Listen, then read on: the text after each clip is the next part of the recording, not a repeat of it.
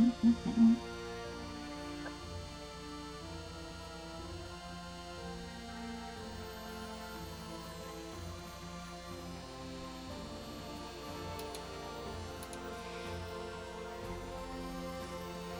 just waiting on a couple other readies in the Roll20 chat. Oh, sorry. I had to back out and go back in. Not a problem. That's part of why we do it. Yeah. There we go. Welcome back, everybody, to Baldur's Gate, Descent into Avernus. You all met in a tavern in the city of Elturel, where representatives of Baldur's Gate, Elturel, the Order of the Gauntlet, and others had gathered to improve relations between the two cities, as well as answer the threat of the Cult of the Dragon that had become more bold in their activities lately. Your group was sent out with one of the famous Hell Riders, Rhea Mantormorn, to investigate and perhaps put a stop to the cult activity in the Eltergard woods. Along your way, you witnessed the marriage of two young people under the light of the companion that sheds light all through the night in Eltergard. And then, as you first begin to reach the edge of the woods, you rescued a young girl from Elturel who had been chased up a tree by wolves, donating some money to help her pay her tuition into the academy in Elturel. Finally, deep into the woods, you found somewhat confusing trails of multiple groups of people. Tracking one of these groups, you discovered that the dragon cultist had actually already been attacked by vicious followers of the Dead Three, the gods Bane, Baal, and Merkel. Making good use of stealth and quick action, you were able to deal with these evil and murderous cultists, and interrogated the one dragon cultist you found alive. You also found a note upon that dragon cultist from a higher ranking member of his cult. And that is where we pick up tonight. So I'm going to drop us back on that same ritual site location in case there's anything else y'all are wanting to do here.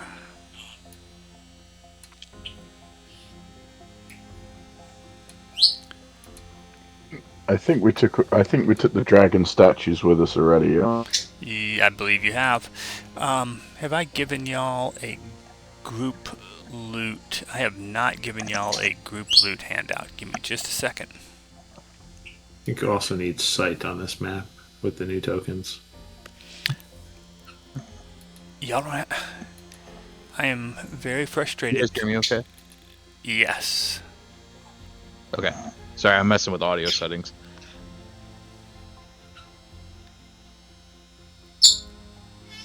Alright, that person can see. Who all can't see? Give me character names. Because I don't know voices yet. Friend. Marcus. You should be able to see, Thren. I see just a black screen. Even here? Black screen.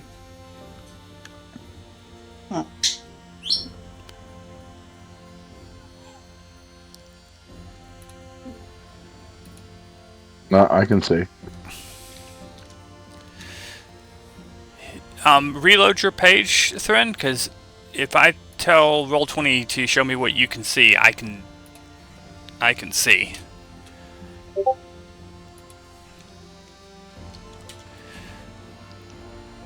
Okay, I can see now. Okay. I'm gonna drag dead bodies off the map, make it a little less cluttered. Okay. Rhea would come in and be... Do you have any idea what is going on here? This doesn't make sense. I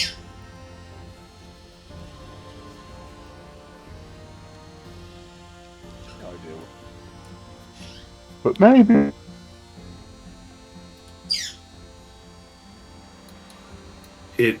It appears that dead three are hunting the dragon cultists? I mean, she says, but Gideon Lightboard said there'd be dragon cultists out here. Well, I guess there were, but we've heard nothing about these other evildoers.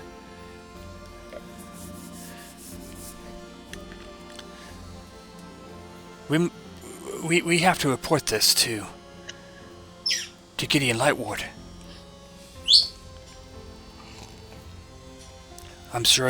Agreed.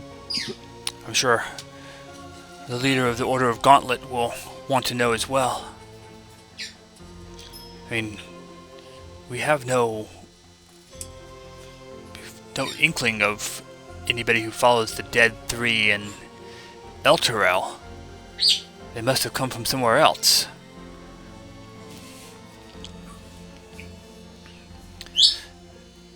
I agree. Let's take our captive back with us. And at about that point, you hear a scream from back in the other area.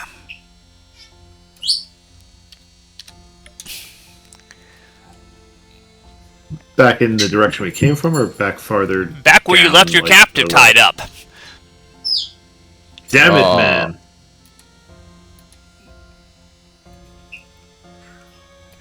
And oh, someone's feasting on him.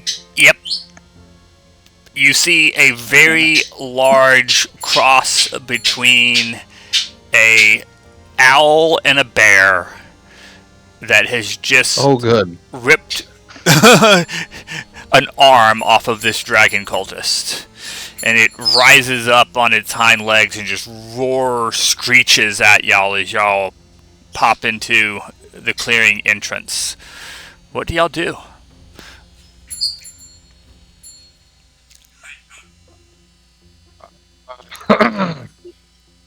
Well, we want him for questioning, so I feel like we have to fight an owlbear here. He looks very dead. Oh, well, never mind. He had 1 hit point when y'all left him. Yeah, we might as well let the owlbear eat. Yeah. Noted. Losing an arm is worth 1 hit point.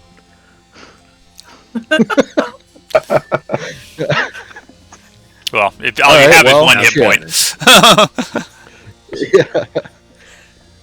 Yeah. Well, there goes that idea. I still feel like we need to report this, though. One of us had a cloak from someone, didn't we? Yeah, I have a cloak and a mask from the cultists. And a dagger. Yeah. I feel like that should be proof enough, right? And I mean, and Raya was here, so she can. Yeah, I mean, she's so Yeah. Okay, well. Okay, so y'all are attempting to just back out of this clearing and leave the owlbear to his meal. Is that the plan? There's also a couple of other DBs laying around in this clearing as well, so. Oh, yeah, no, he can have them. Okay. It can have it. I will take either a stealth or an animal handling check from everybody as y'all are leaving the clearing. This is a very easy skill check, but you can fail it as a group. Sick. Oh, good. Uh-oh. Me and Zygon just like run into each other as we're backing out. Yep. Jabe. Oh, sorry, I didn't see you there.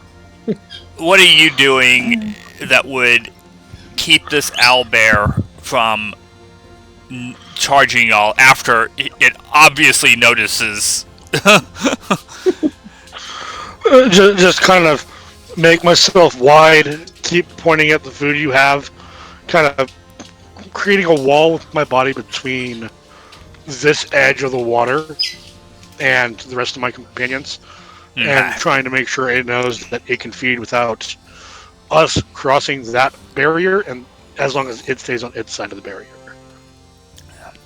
And with that, you are able to exit this clearing without having to fight an owlbear.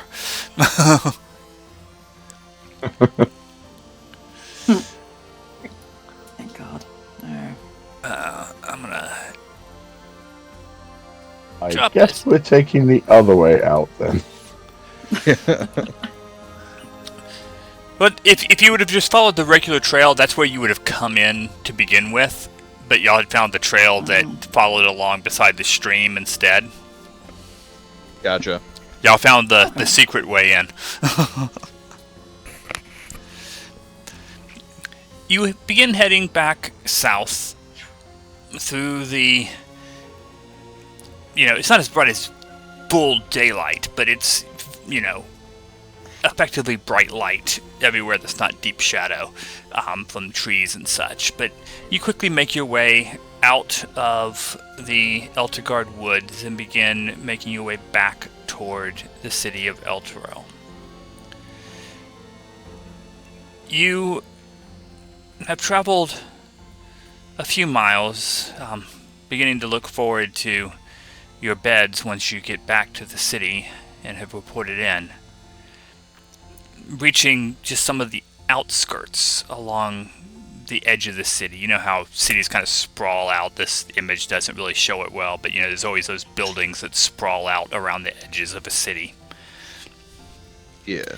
And you've reached the very beginnings of that. The city silhouette familiar against the horizon, and then suddenly the world simply breaks. Give me a second while I change the music.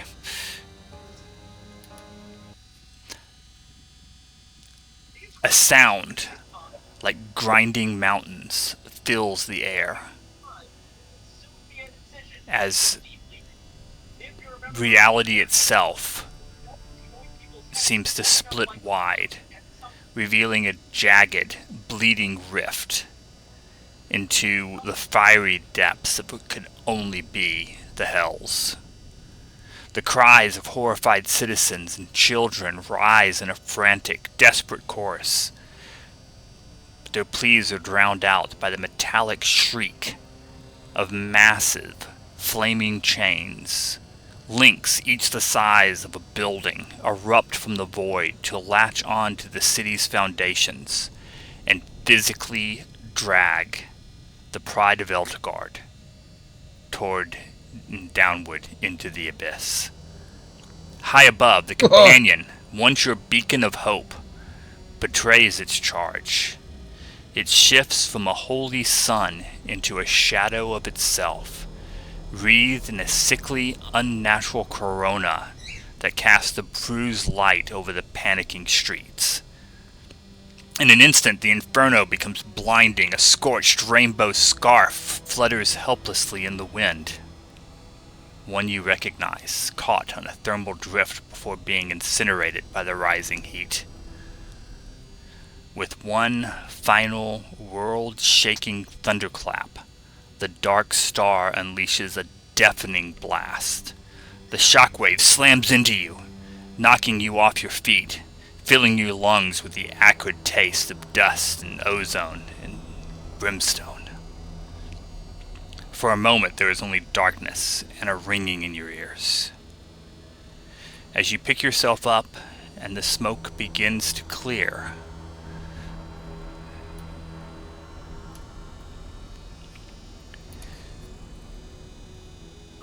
there's silence. Worse than the screams before. It's just silent. Then you hear the crackling of flames at the edge of the outskirts of the city. Elturel's gone. Where the proud spires of the city stood, there is nothing left but a jagged, smoldering crater. A hollow wound in the earth where a kingdom's heart used to beat.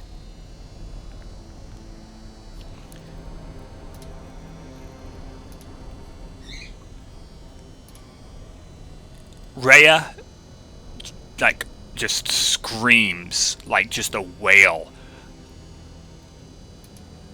I'm gonna go around the party. I'm gonna start with you, Nora. How does Nora react to this? Nora will probably follow in suit with Ray. Yeah. She starts to cry, and if no one stops her, she's going to start running and bolting towards the ashes, or what's left.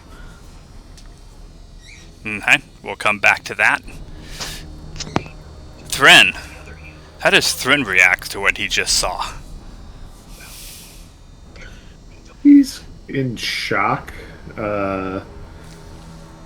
Just trying to make sense of what may have just happened, but not really sure what he should be doing at this point. Because he's like, I don't know, we want to go to hell, so maybe we'll hang out here and see, make sure the whole rest of the area doesn't fall in.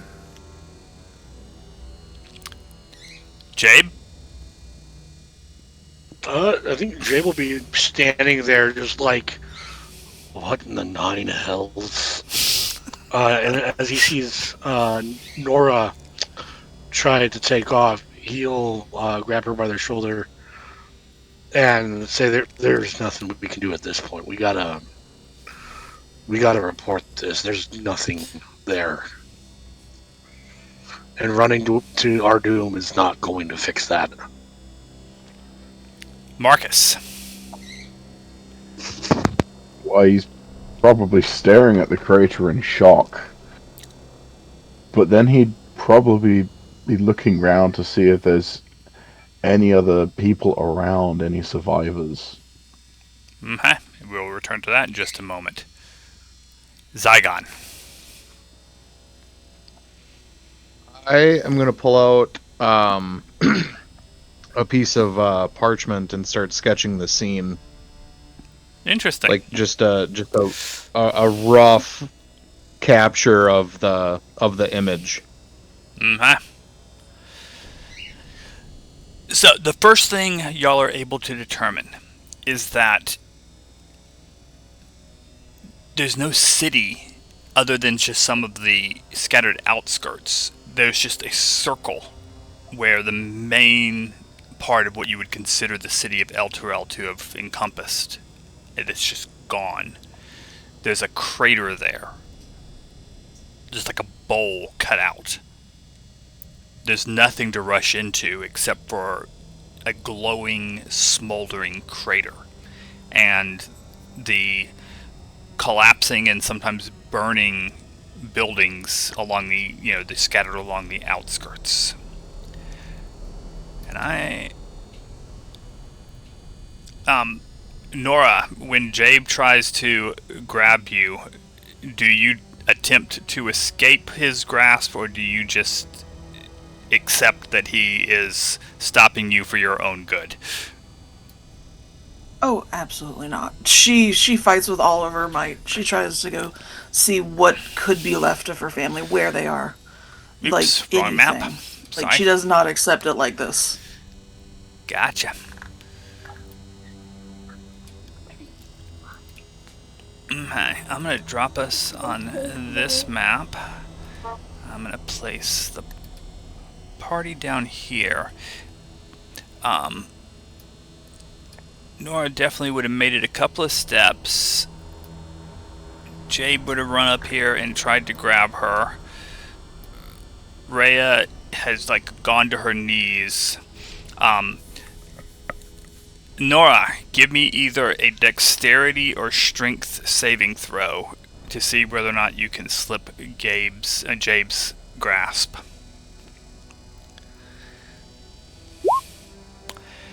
You are not able to escape his grasp. You are currently grappled by Jabe. And then y'all notice that there is movement along the ruined buildings at the edge of the crater. You can see the edge of the crater on the north side of the map here.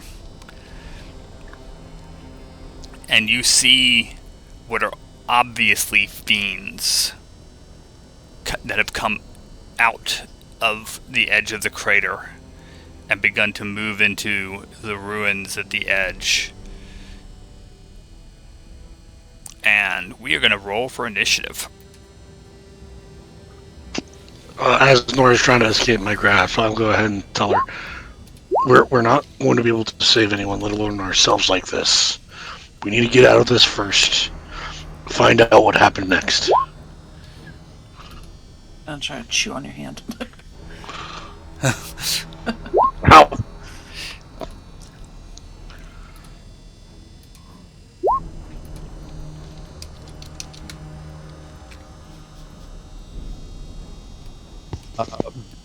Marcus, did you click on your token before rolling? No, I did not.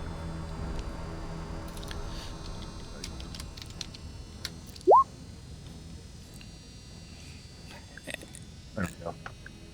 I'm going to change his to a 21 since that's what he rolled originally. Let me get these fiends in the initiative. Anyone want to go before me in the initiative? Anyone want to switch out?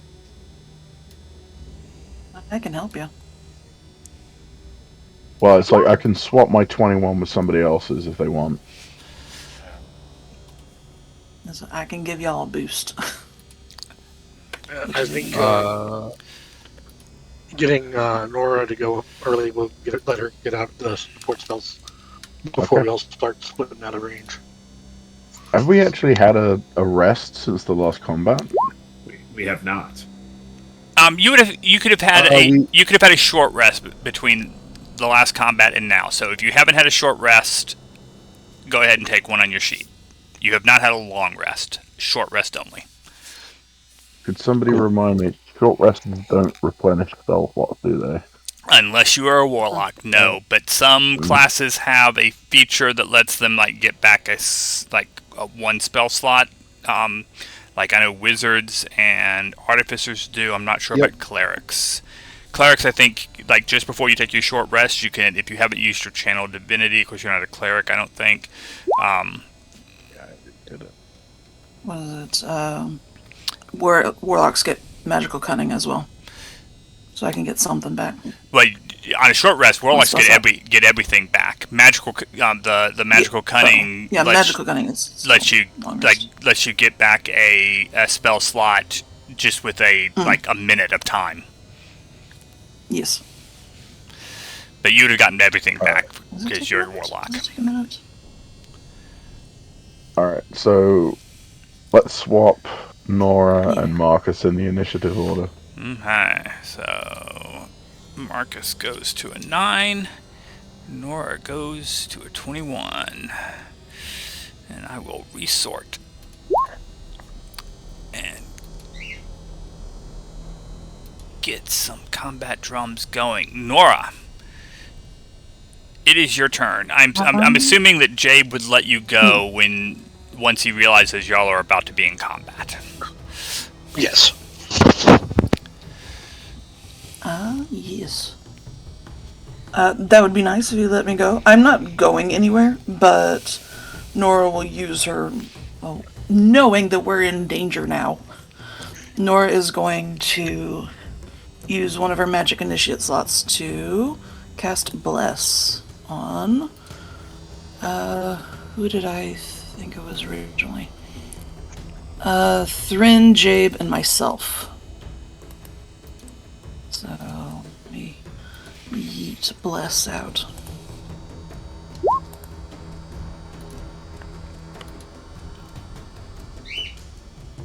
Okay, So, saving throw or attack roll, y'all get a 1d4. I'm going to put blue dots on each of the three of you to mark you as having Bless. You did say yourself, Jabe, and Thrin, correct? Yeah, we did the most, or they did the most, yes. Rolling. Mm-hmm. And she's gonna take some steps back. Anything with your bonus action? Crap, bonus action. I don't think I have anything for bonus action, nope.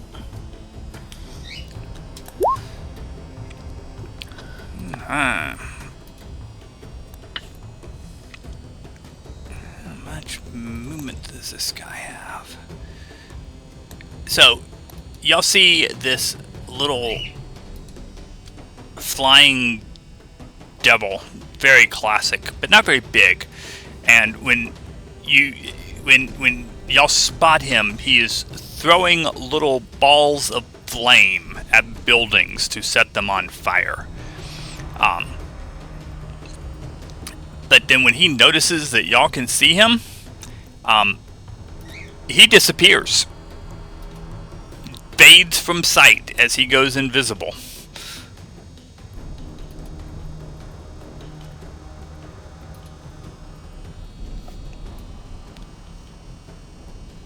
Y'all see little swirls in the smoke as he flies, like, over to, like, above this building over here. So y'all can kind of tell where he is, but you cannot actually see him. Zygon, your turn. Alright. So, are there any other enemies up here? You can see these guys, right? Yeah. Those are the only Okay. one. So you see, looks like five or at least 5 or 6 of those guys. You're not sure. Okay. The one closest, so that one. I'm going to attack with a Spellfire Flare.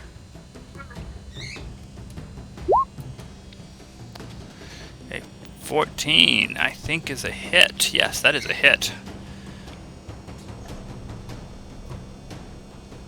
For 5 radiant. Cool. He staggers a little And bit. that's it. Are you That is it moving for at me. all? I kind of like where I'm at. Mhm. I'm good.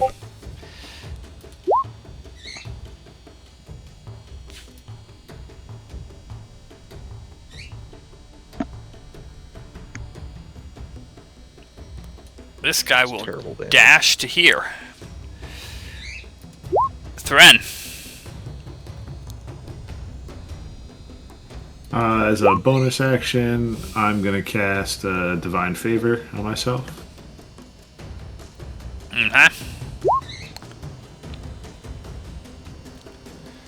Yeah, that I don't know why it rolls that automatically, but okay.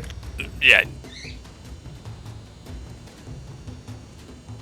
I'll then move over here towards this ugly little bugger, and we will attack. He is definitely with, that.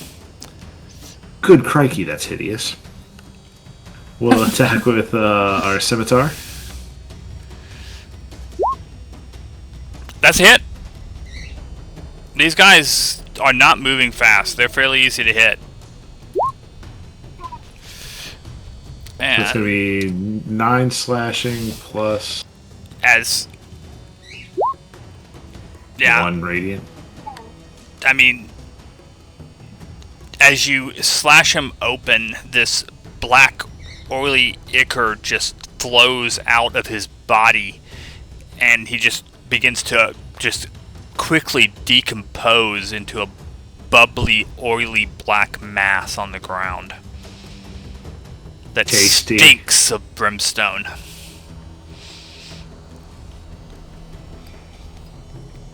Anything else, Thren?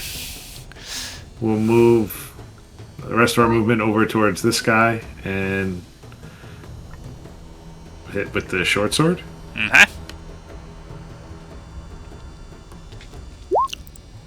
That is a hit. It's going to be 7 plus 4 radiant. 7 piercing, 4 radiant. And he bursts like a balloon.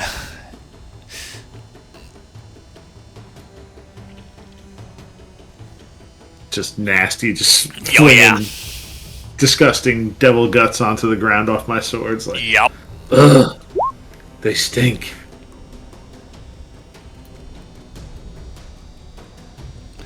And I think your turn's done, correct? That is the end of my turn, yes. Yeah. This one will come up to you and strike out at you. Ooh, that is a 20 to hit. That will hit. And you take 1 point of poison damage. Okay. Marcus. First thing I'd probably do is try and listen out. Can I hear anybody like screaming? Not close by. You hear some in the distance. And go ahead and give me a perception check.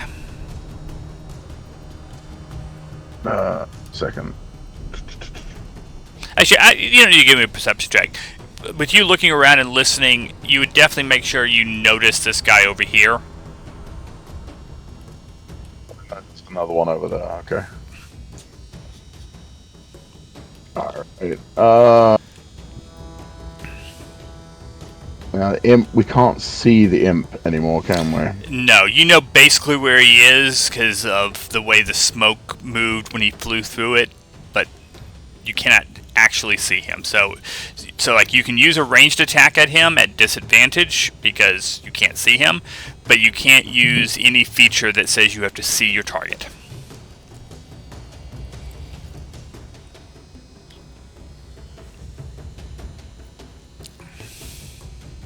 Okay. I'm just gonna move. I'm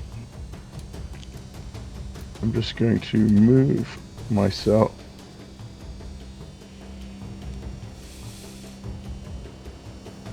over here. And I'm going to try and cast Vicious Mockery on the imp. The spell says I can see or hear. It actually says that he has to be able to hear you, I believe, or see you, which he can. One so creature yes. that can, you can see or hear. Oh, okay. Okay, so I'll cast Vicious Mockery. So you mock this imp.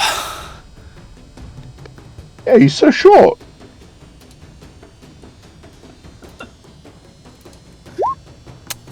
He gets an 18 on that saving throw.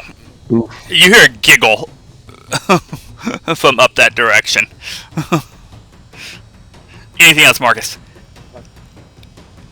That's it for me.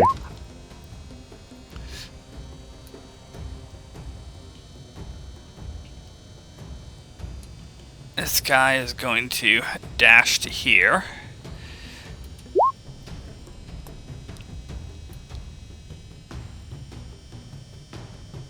This one will dash to here.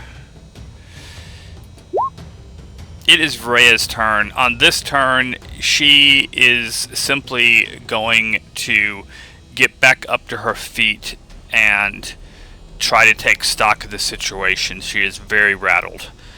And she will back up to here and start fumbling with her crossbow. Jabe. Oh, this won't do. Go ahead and come up this side. And find myself on the other side of that, the mirror. Yep. And, do we have our level 2 features now? Yes. Oh, well, then let's get reckless. Mm-hmm.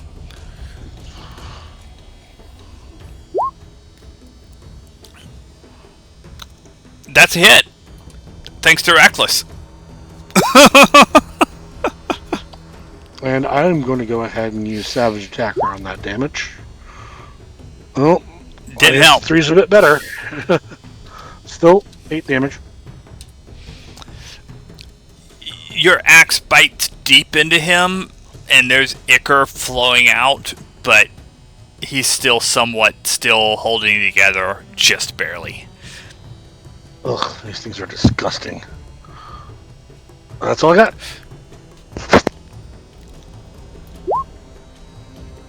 That guy is dead.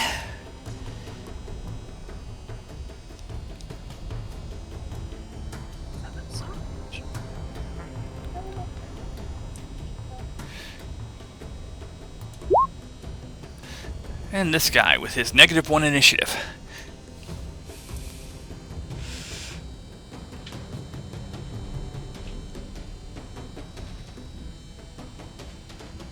Yeah, he's gonna dash to there. And that brings us back to Nora. Okay, I'm sorry. I'm just going through my sheet real quick, and just so I know that I am dumb on this one, when I took Pack of the Tome, that does not replace like level 1 warlock spells that I could have gotten, right? No, it does not. Then I am completely dumb, and I have 5 spells that I need to pick. So, let's just do a Eldritch Blast at the hurt one, and then I'll sort my crap out. Oh no! You are obviously so distraught It over the goes current wide. situation that, yeah, your aim is just way off. Don't forget your blast.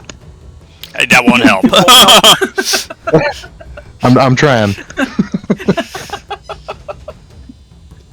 I think that's it. She'll look tough, and she's crying. Yep. That'll be all for Nora. A couple of good suggestion, at least one good suggestion, a couple of good suggestions for first level spells for a warlock. Hex always, and Yes. I mean you probably won't use it much as you level up, but at low levels it's really good. Okay. But Witch Bolt under 2024 rules is an amazing spell.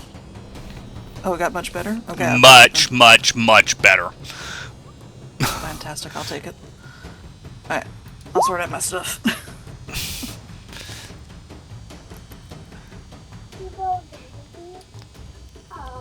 Marcus, you can now see the imp because he is going to make an attack on you, and after that attack is over, he is visible.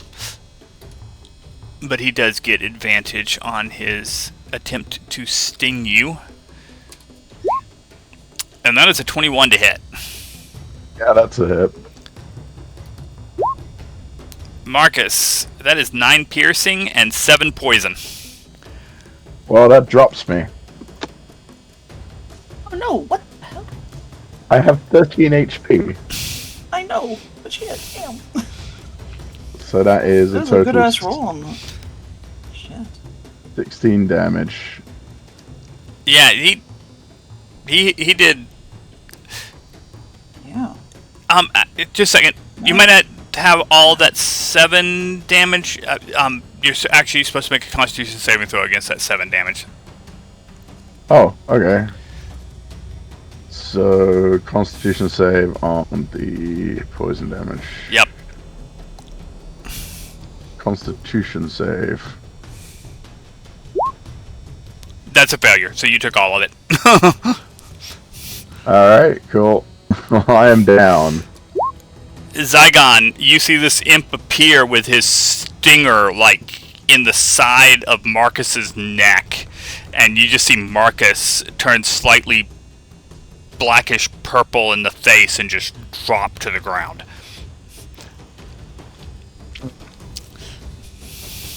Well, don't love that. I'm going to cast Protection from Good and Evil on myself. Okay.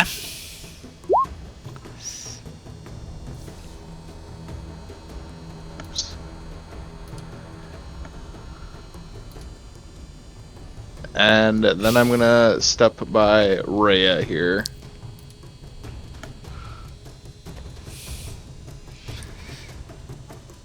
Anything else, Zygon? That's it. That guy is dead. Thren, it is your turn. Surrounded by enemies. Chumps. We'll attack the one that is to my right. With our So this one? scimitar. Yes, sir. That is a hit.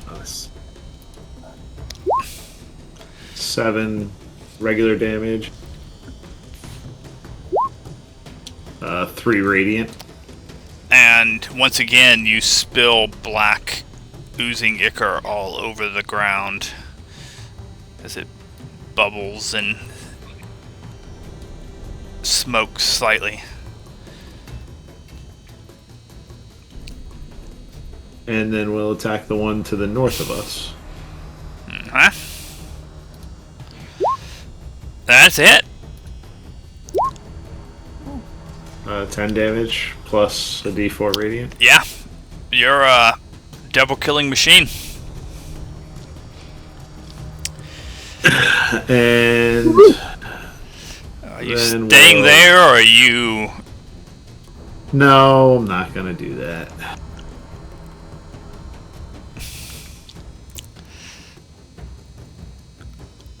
We're gonna go all the way over here. Feel free to take an opportunity attack if you like. He will definitely take one. That is an 18 to hit. It will hit. For 1 poison. Go you, big guy. Go you.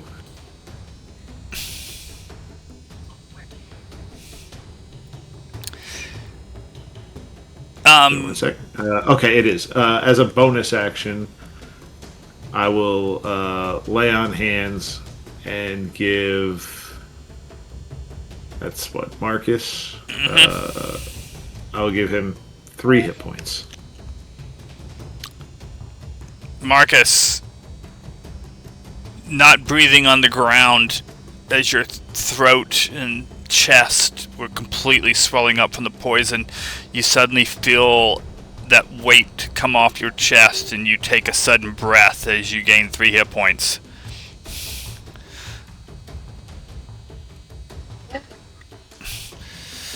Wait 1 second. Is he actually poisoned, though? No, he does not have the poisoned condition. He just took poison damage. Then yes, he will only get 3 of my hit points.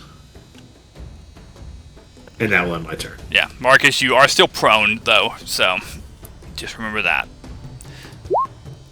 The imp definitely gives... Thren, the imp that's there, flying at about head level for you, just, like, hisses evilly at you, like, how dare you rescue his prey from death. Jabe, the mirror gets a 16 to hit you. That'll do it. For 4 poison.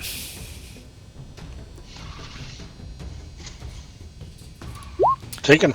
Marcus, it is your turn as you find yourself finally breathing again on the ground. Like,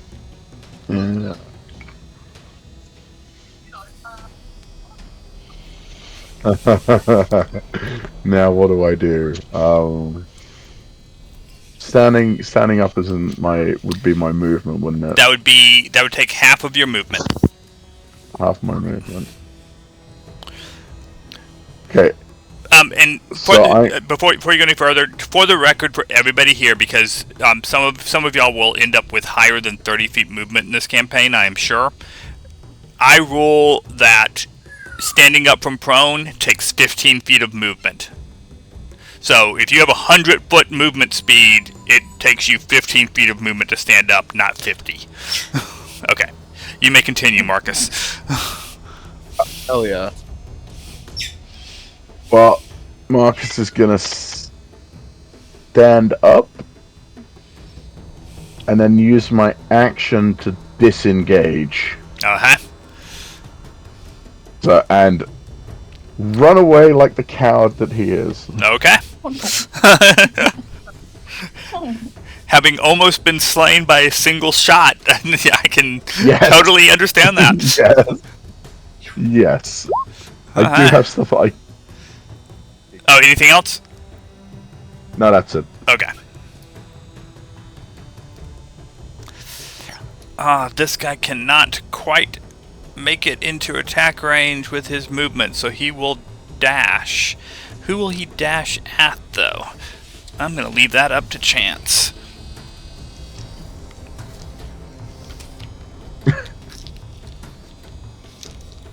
It's Marcus, isn't it?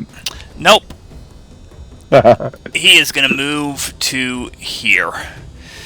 Thrin, you see the imp kind of direct him to that location. That guy is dead. It is Rhea's turn. Rhea is going to finally finish cocking her heavy crossbow, and she is going to point it at the imp and let fly. And miss. And she begins fumbling, trying to crank back the string again. Jabe. You may take an opportunity attack, but I'm gonna cut this corner and get flanking on this lumber. That will. Oh no, you were reckless last. That ends at the beginning of your turn, though, so you're good. And I will be reckless again. Right, but you were not. As far as that attack goes, you haven't been reckless yet. Yep. And I will go ahead and recklessly swing at this creature on the opposite side of Thread. Nah. That's a hit. And that will be This thing 14 damage. As a great axe hits it, it just like explodes. There's like goo everywhere. Like the stuff hits you and Thrin, like you feel it. It burns on your skin, but not enough to like cause you damage. It's just very unpleasant and leaves a mark. As much as gross as it is, I'm going to step in that pile of goo and go back to back with Thread. Oops, I grabbed the wrong thing. Sorry about that. Well, you're dead now. You're in the hells, so it's... Go ahead. So you move to here, yes? Yep, so I'm back to back with Thread so that he cannot get flanked. Gotcha. And that will be my turn. That one is dead. Nora. Alright, Nora will come up by Marcus and kind of like pat him on the shoulder and say, hey, take a breath. And she'll cast Cure Wounds on him. So you get 15, little man. I love the changes in 2024 to healing spells. Oh yeah. It actually feels like you're doing something at lower levels. They're very impactful now. People cast healing spells during combat. It actually works. Yay! Yep. Anything else there, Nora?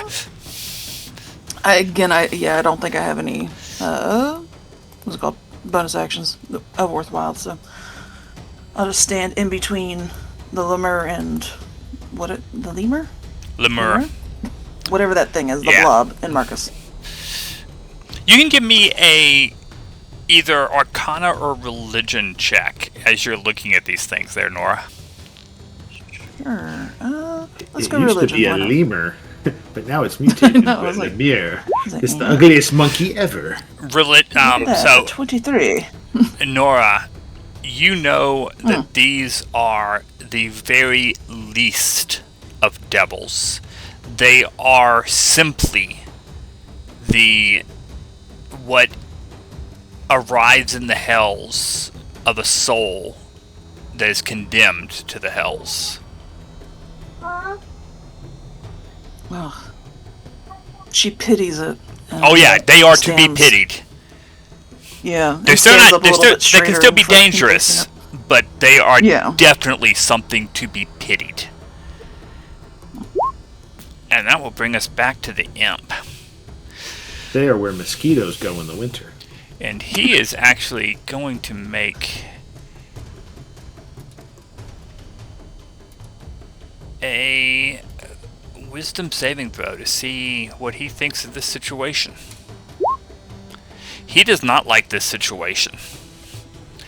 He is going to disengage.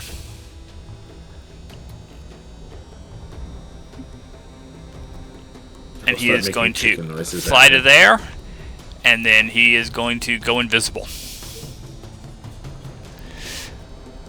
So, at this point, are y'all going to continue? This imp is going to fly away out over the crater. Are y'all going to continue to try to attack it. The one Lemure that's left only has 1 hit point. Y'all can kill it easily. So if y'all are okay, I will end the combat at this point. Yeah. Yeah, Or unless just do a anybody lob can- shot at it, but that would be it.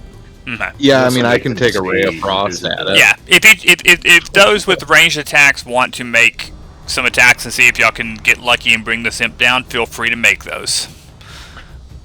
Okay. Sure. Y'all would each get 1 because on its next round, all it's going to do is dash. Oh, that's a crit. Yeah, but that Nice. would be a disadvantage. Oh, true, it is yeah. invisible. Yeah. One more roll on that Eldritch Blast. 22. It's still a Bill, hit. Even better damage. Better damage. So you still you hit it. You definitely hurt it. The 12 is gonna miss though. Rhea will take. Go ahead. Could I get close enough to try to hook a hand axe at it? Short range. So because you have to go through a 30 feet up. building. Yeah, I'll take it. Long range is fine, actually. Now that I think about it, I got a disadvantage either way. Is it within long range of the hand axe? 60 feet. Okay. Yeah, you can chuck a hand axe at it. Why do you not have that equipped?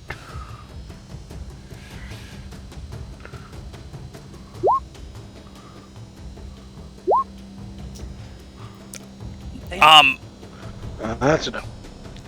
Thren, that was it. You have been at disadvantage, so please take a second roll. Jabe's hand axe misses. Would it not be visible after it got hit with an Eldritch Blast? No. Getting hit doesn't make it visible. It making an attack makes it visible. That's the most damage. Okay. Thren, you You're hit still it. blessed too. Thren hit it. I know. I would roll the 1d4 if I needed to. It's going to be 8 plus... Yeah, the imp falls dead right at the edge of the crater and begins to dissolve into a smoking pile of goo. No one escapes my judgment.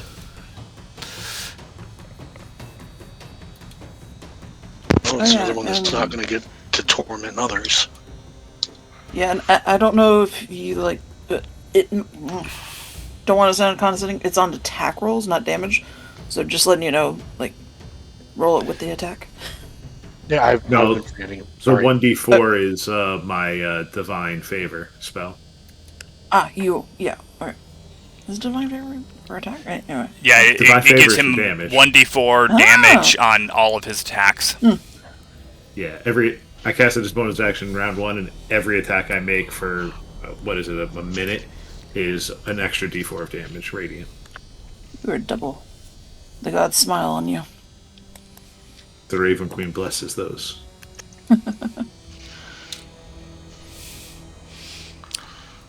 Okay. With that, the fiends in your immediate area are all dispatched. How long will this bless last? It's just 1 minute, correct? It's just a minute. Yeah. Okay, so that is going to expire before y'all can do anything else. So I'm going to go ahead and clear that off. Protection from good and evil is 10 minutes, though, correct? Correct. Okay, so you still have that up for right now. What are y'all doing at the moment? What's the plan? Do we try to help some other survivors? Do we, I don't know, start heading out, report what's going on? Jay will look at Raya for commands. Rhea would say that the Rider's Arms Inn is just 3 or 4 blocks that way, and she points along the edge of the crater. She says, there may be other Hell Riders there.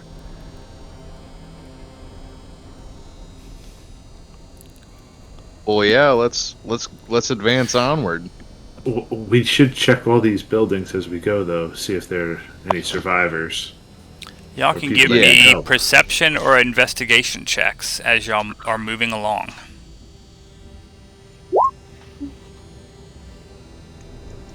Oh, this one. I don't see shit. Oh. I see nothing.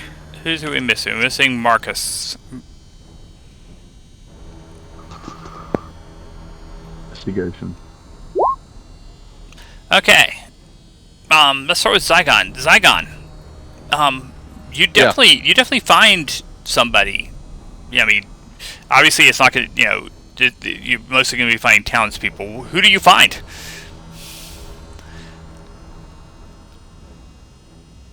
Who do I find? I would like to find a Hell Rider. Well, no, you're finding just townspeople. Who do you find? Oh.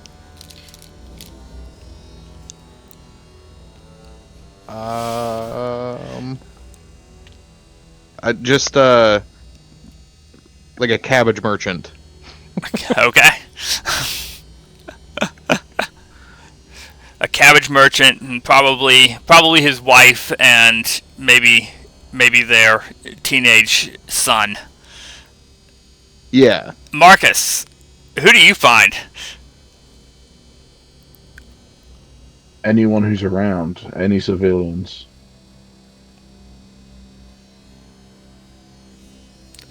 Would you? I mean, you don't have to, but would you like to elaborate on that? Are there any orphans? You could definitely find a couple of orphans, no doubt. You find a couple of kids that are like looking at a building that has just collapsed in flames, and they're like, "Mom and Dad were in there. They were trying to get Jimmy." Oh. They weren't orphans till about 10 minutes ago. But And then Marcus would try and convince them to come with us to Oh, somewhere safe. they would absolutely come with you. Y'all are quickly gathering a gaggle of shell-shocked civilians. And finally, Nora, what do you find? I'm trying to listen for anyone in rubble and seeing if I hear maybe someone that I recognize from the past, like maybe someone that a kid that I knew in the past or things like that. Yeah, you could. Just anything that sounds familiar. You would definitely find somebody you knew, not like somebody super close to you, but somebody that you knew and would recognize you. Young adult, older teenager type person. Maybe a halfling. Okay. The halflings and the Haragons are friends in El Terrell. Solidarity. Yep. Okay. And y'all move along the edge of the ruined city, collecting the occasional casualty, walking wounded and such as you go. You also see any number of dead. You do come across a couple of people that Rhea recognizes as Hell Riders. And they are invariably dead from combat wounds. You find one that looks like has been stung 20 times by imps. Another with multiple claw slash wounds across his body.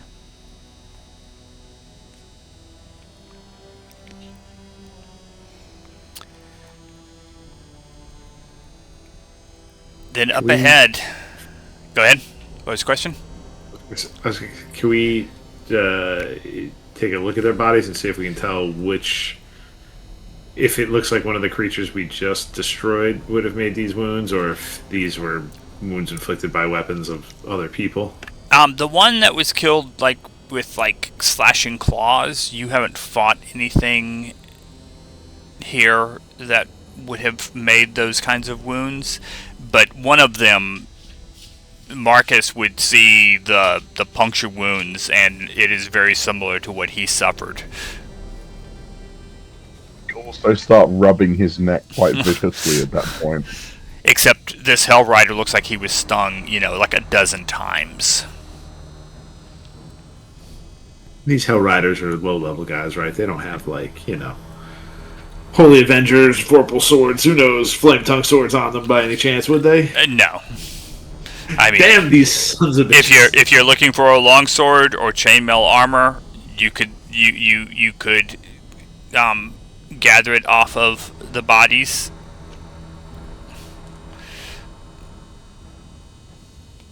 Okay. Good. Is there any indication of like a direction where this flock of imps would have went? There's really no way to tell because imps fly. Okay. Sure. I mean, and as far as you know, one or two imps could have done that, because as evil as that thing looked, he may have kept on stinging Marcus as long as he had a chance to. Yeah. Sure. Okay. And this guy definitely looks like he was way tougher than Marcus when he was first getting stung. Yeah. Nothing personal, Marcus. Is there? Yeah. Is there like a path of destruction and carnage? Everything is widespread? destruction and carnage that didn't get pulled down into hell. Okay. All right. Well, I guess we keep pushing forward, huh? Mm-hmm. You make it 3 or 4 blocks, and up ahead, Rhea would say, and you're probably approaching the end, but haven't reached the end of your protection from good and evil. Okay. And she says, "It looks like the stables at the inn is on fire. And we're going to place y'all on the map here in the corner.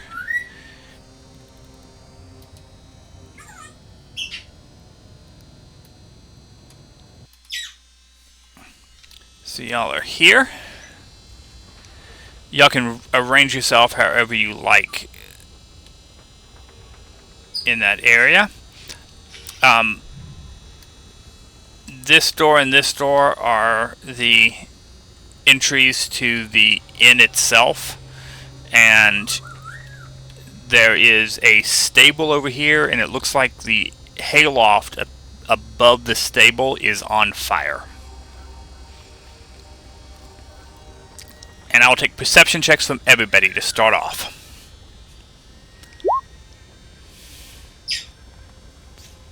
So good at these.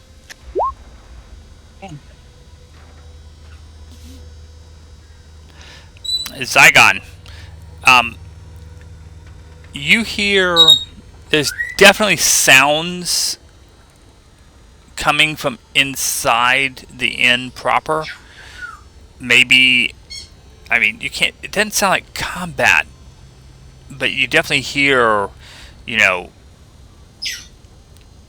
like bull in a china shop type sounds.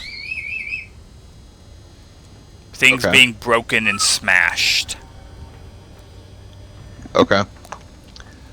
I will share that with the class. Sounds like something big's in there. Well, do we want to deal with that or the fire? Are there any windows? Can we see inside? So this map actually, are they kind of like boarded up? The map that was given did not have windows. There should be windows. You can see, we're going to say, because it's the only thing giving light out here right now really is all of the flames of things burning. And the light inside the building is actually right now lower than the outside light. So it's hard to see through what windows there are. You can definitely see movement and like shifting shadows and stuff inside. And the beginnings maybe of possibly a fire starting inside the inn. If there's people inside, we should try to save them. But if we get a horse or two from the stable, well, that would greatly improve our mobility. Jabe, you Split the would party. definitely hear the sounds of terrified horses from the stable. Yeah.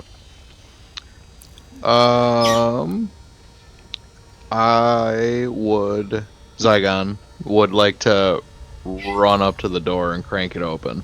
Okay. So normally we would wait until 10:30 my time to do mid-session break, but we're going to be entering initiative at this point when Zygon reaches that door and opens it. So I'm going to move Zygon to this door and open it. So instead of starting a combat right now and needing to break in the middle of combat, why don't we go ahead and take our mid-session break here? So I'll see everybody in about 5 or 10 minutes, and then we'll start this combat. All Sounds right. good. Sounds good.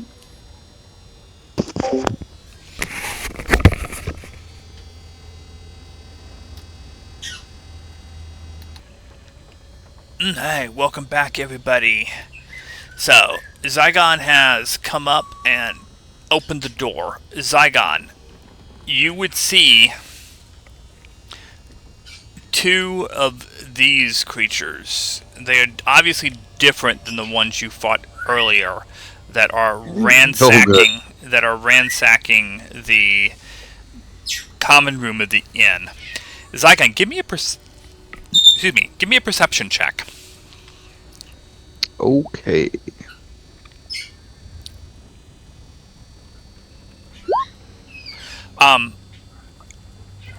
Zygon, you hear what sounds like a person whimpering, possibly from behind the bar. Oh god, okay. Okay, at this point, because these two guys are definitely going to notice Zygon throwing the door open, so we are going to be back in initiative.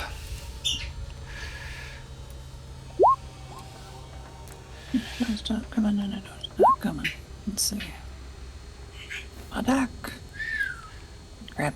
Okay, y'all going to be able to see in the initiative that there's more than just the two of these, but the other ones will not enter combat unless they are triggered in some way, just so you know. Oh.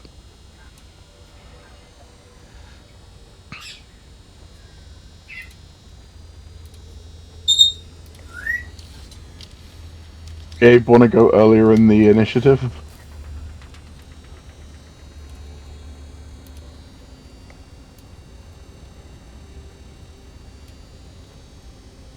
Jabe and Marcus swap. Yep. I'm good with that. Sweet.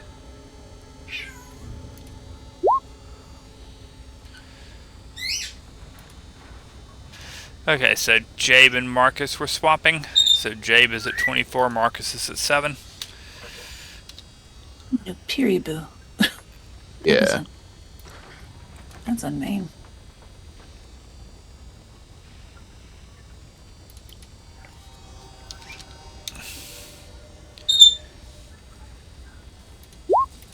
Since the 2024 rules went into effect, I have not had a campaign without somebody having the alert feed.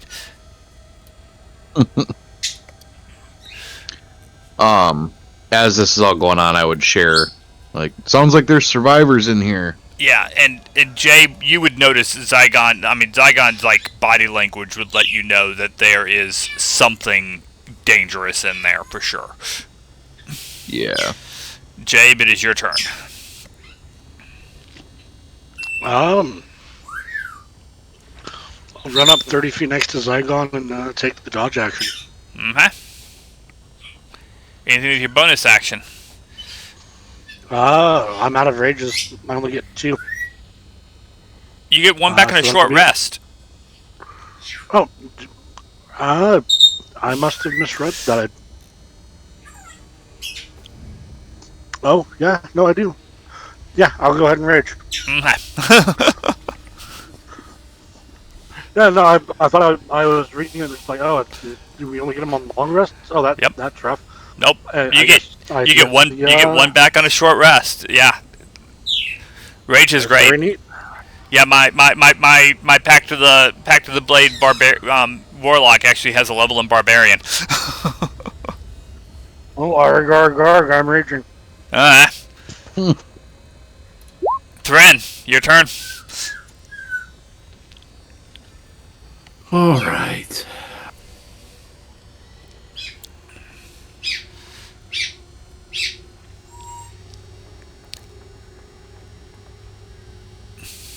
We're going to take the dash action to get to here. And then bonus action, we're going to cast Divine Favor again. Is that a concentration? It is not. I didn't think it was. Excellent. Anything else, Thren? Nope, that's all I can do. Nora. At this point, you two would be able to hear that not only is there definitely something dangerous inside the inn, but you can definitely hear the sound of panicked horses from the stable. Let's see, Nora is going to go. So, I'm just going to action dash to here. And that's it.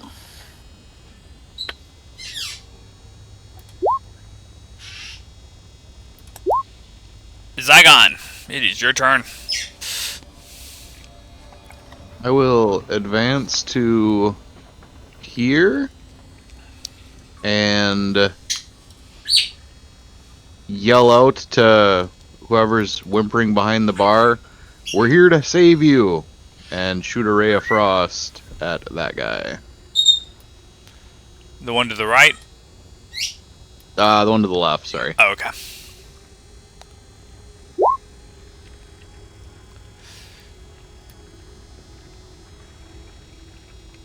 A 15 will hit. Nice. And your Ray of Frost does not do as much damage as you think it would have done. It still limits 10 feet of movement. It does. But And that's it for me. But he only takes 3 points of cold damage.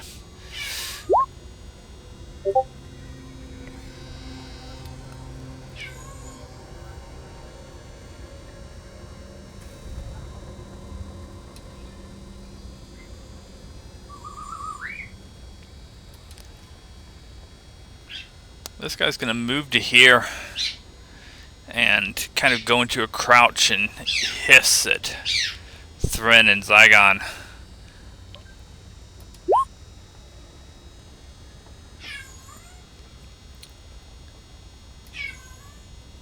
This guy will run to here, and I need to make a change on both of these guys. As they run closer, you can see that there are like bugs and stuff that are almost form like an aura around them.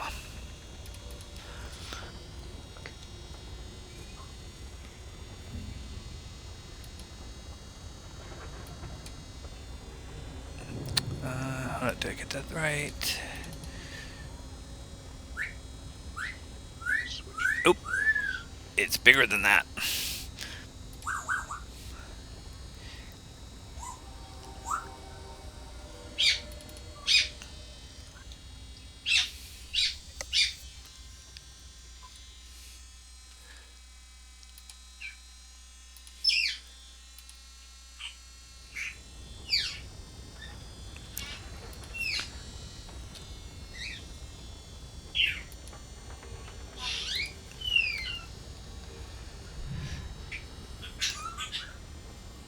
Uh-huh. Thren. This Yes. guy will try to bite you. And miss. Marcus, it is your turn. He's first.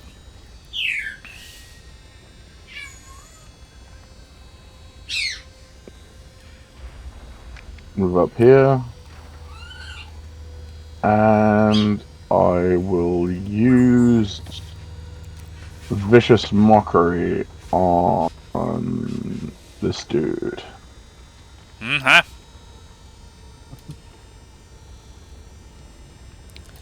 Wisdom Okay. save, correct? Yes, wisdom save. He gets a 13. That is a pass. So nothing happens. End of my turn. Jabe, back to you.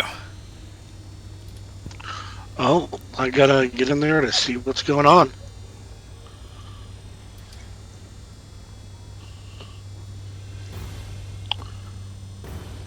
Nope. It's 20 feet. 25, 30. And we're gonna get reckless.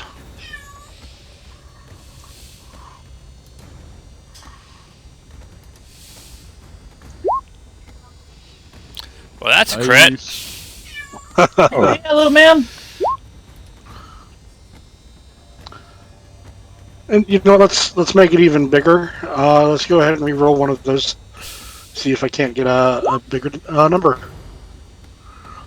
Just a little bit bigger. So that's going to be 18 total. Yeah. He goes down under your axe. Let's wrap things up here quickly so we can go save. Try and pull those horses out of the stable. That's my turn. Thren, your turn.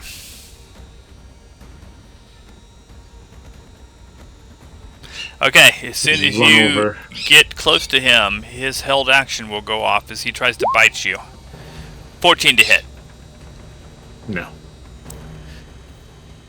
And you were So- here at the beginning of your turn, yes? Correct. Okay, you are inside his aura. Cloud of vermin.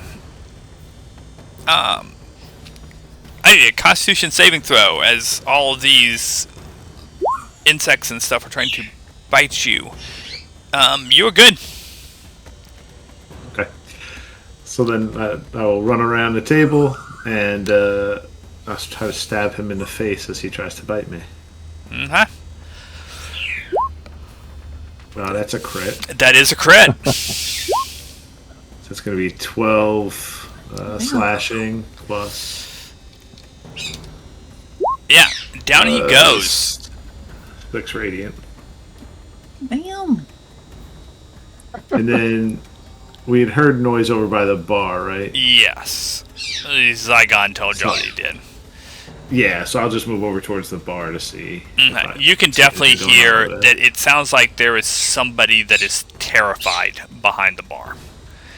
But it also, with how quickly y'all took those things out, I want perception checks from Thren, Jabe, and Zygon.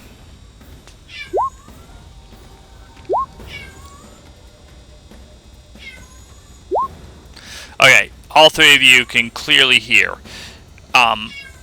There's a door right here. Thren, you definitely can tell that it looks like that door probably lets into like the kitchen area, and you can hear sounds, ransacking type sounds from in there. Jabe, you and Zygon hear sounds from this storage room to y'all's left.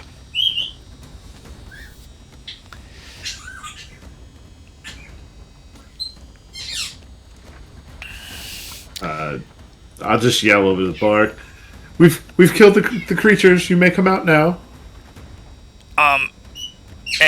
turn. Yeah.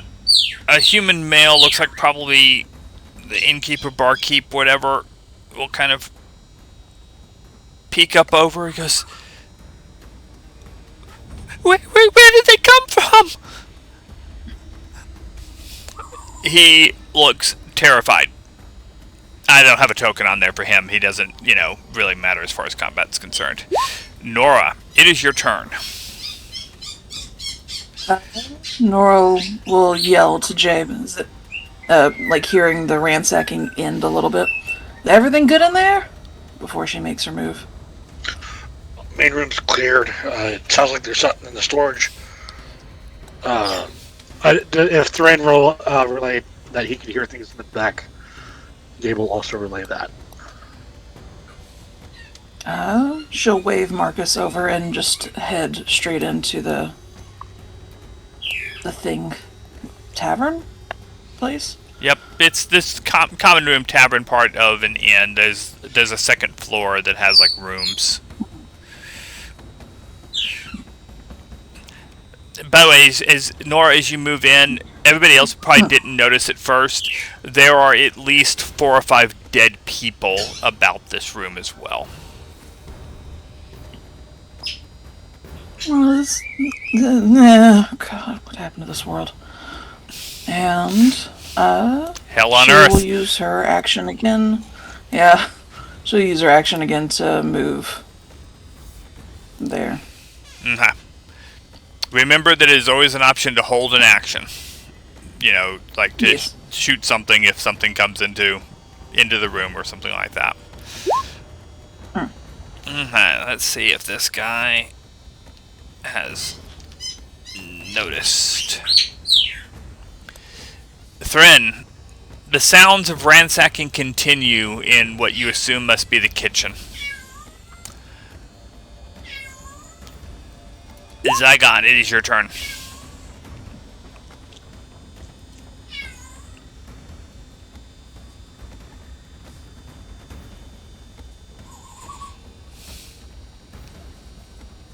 Zygon?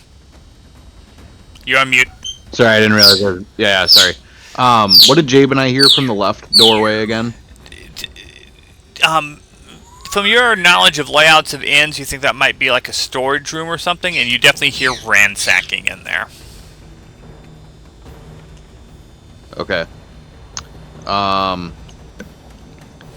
am going to go to here, and I am going to hold a mind sliver on any enemy that comes into sight.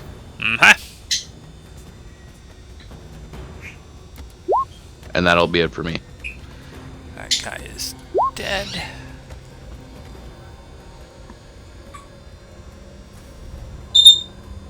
That guy is dead. Marcus, your turn. Marcus is gonna move up to the door.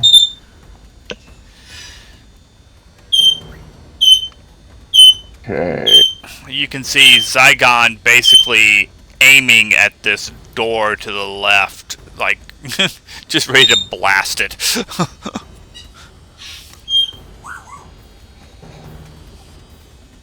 I well, how far is the distance from that door? What was it? 20 foot. Okay. I'm gonna hold action to throw a dagger at anything that comes through that door. Mm-hmm. Anyway, anything monstrous that comes through that door. So you don't want to shoot, you don't want to throw a dagger at the barmaid, is what you're saying. Yeah, no, I don't want to throw a dagger at a barmaid, but anything monstrous that comes through the door, I'm gonna throw a dagger at its face. Y'all hear the sound of ransacking stop. And the door slams open. And out strides another one of the Nebaribos. Held actions can go off. Yeah.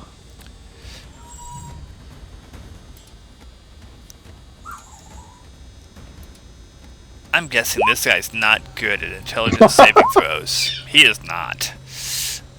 Yeah, take 6 psychic.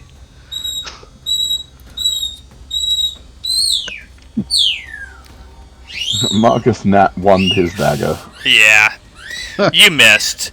This guy grabs his head as he comes through, and Zygon's mind sliver hits him.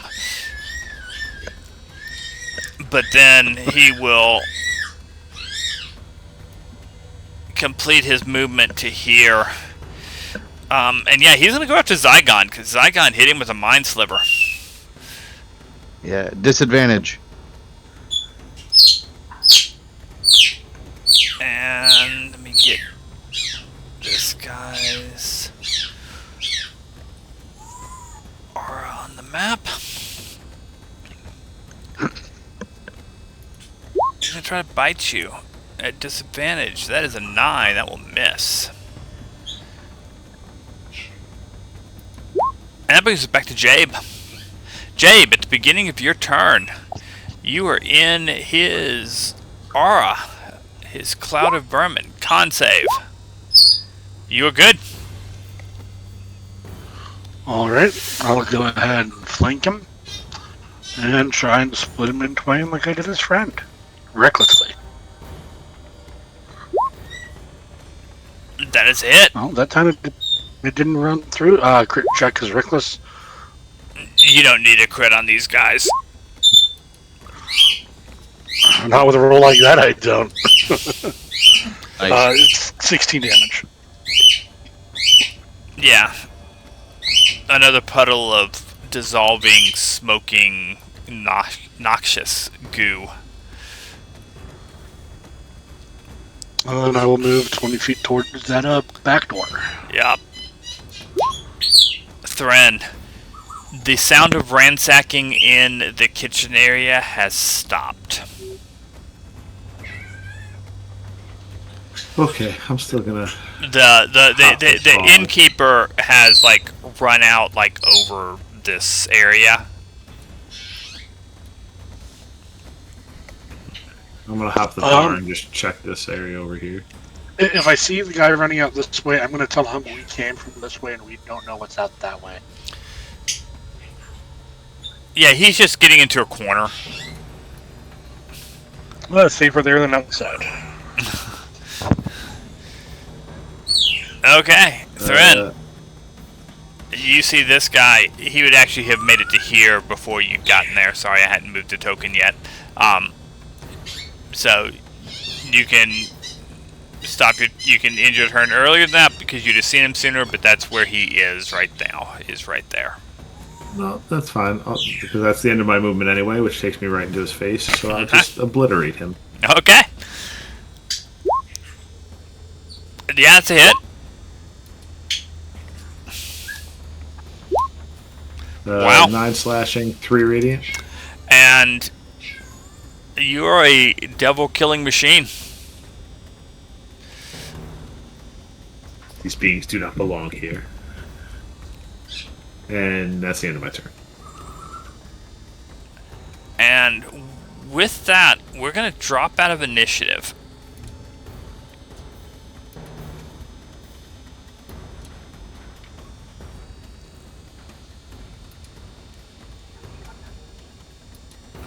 Guess we'll call out to the bartender. Are there any other people in here?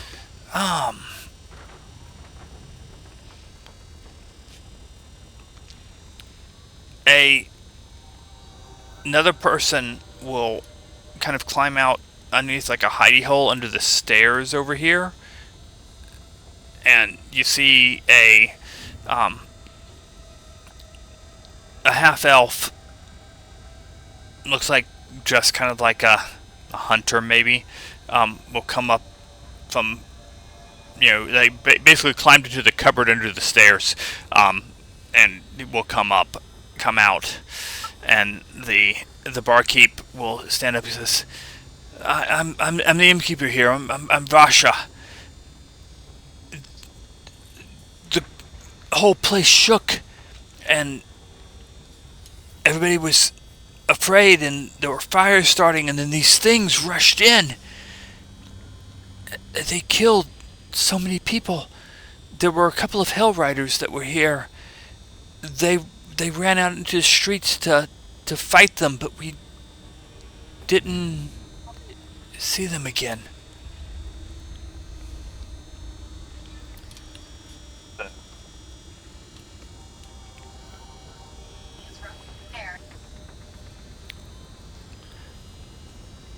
The half elf would introduce himself as Hastreen Leaf Tinder. He says, I would have fought them, but I was just down here having dinner and a drink. My weapons are all upstairs. Well, with how many there were, if you tried, you probably would have died.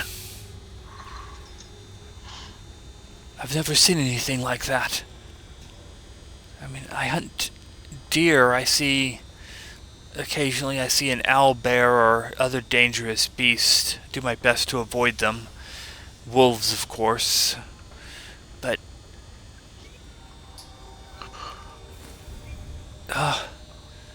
what has happened?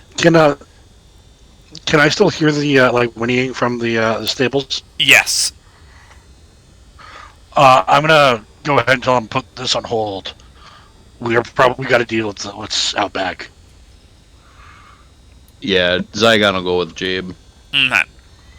If y'all are, is everybody heading toward the stables? Oh, yeah. Is there anybody upstairs? Are there any survivors upstairs? No, we only had a couple of people staying here.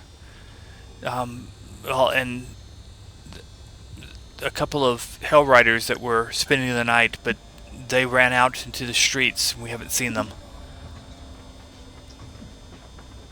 Okay. In that case, Marcus is going to head out to the stable as well to see what we can salvage. Mm-hmm. The refugees that y'all have gathered along the way will come in as well, and will help the couple of people in here. And there are a couple of like barmaids that are here that were like hiding, that ran upstairs to hide and whatever, that will join in, but they will gather foodstuffs and things like that, and blankets. I really hope there's a wagon. Y'all may move out onto the street and head toward the stable if you so desire.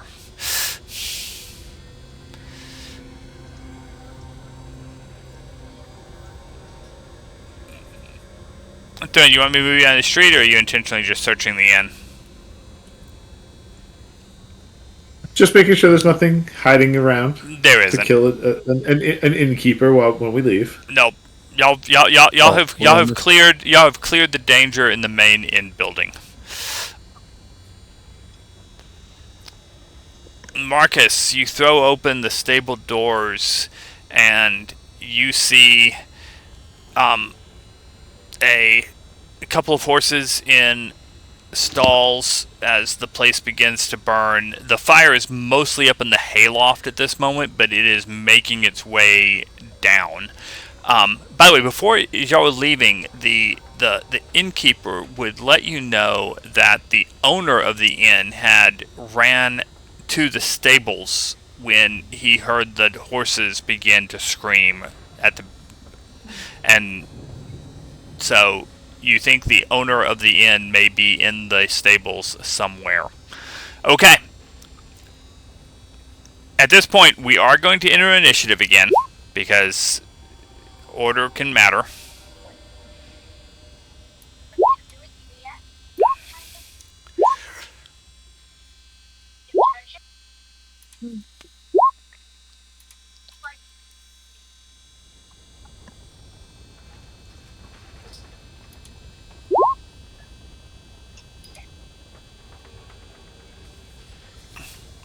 Okay. Marcus, you see the horses all upset in there. stalls, but it is Thren's turn to go. Okay. I'll move into the pig pen here. And just check on the horses, see if there's anybody else in here. Because he did say that the owner was coming out this way. Give me a perception check.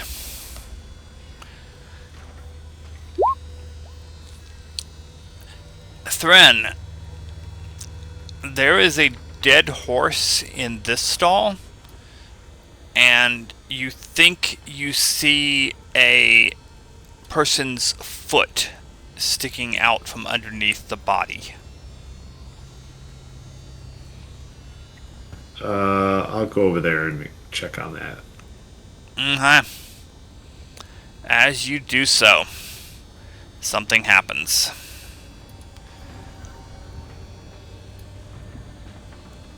I get to kill more fluffy devils. Oh yeah. He does get an attack with advantage on you first, though, because he had a held action.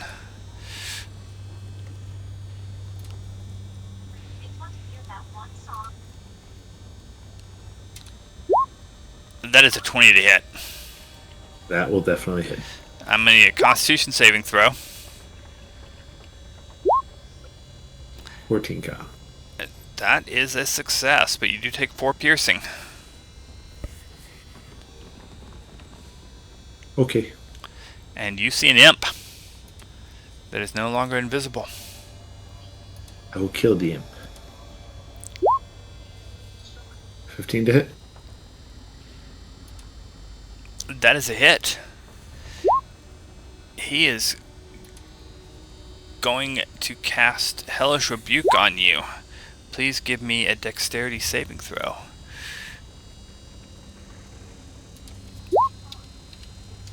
The Evan. You take 10 points of fire damage. Damn, bud. Okay. So you took 5 slashing, 4 radiant. Yep. And then we'll do the short sword. That's a miss. Boo. Okay. Nora, you saw this imp appear as it stung Thren. And then you saw Thren just wreathed in flame as he struck at the imp. And you see 2 horses that are straining, trying to bust through their stall doors.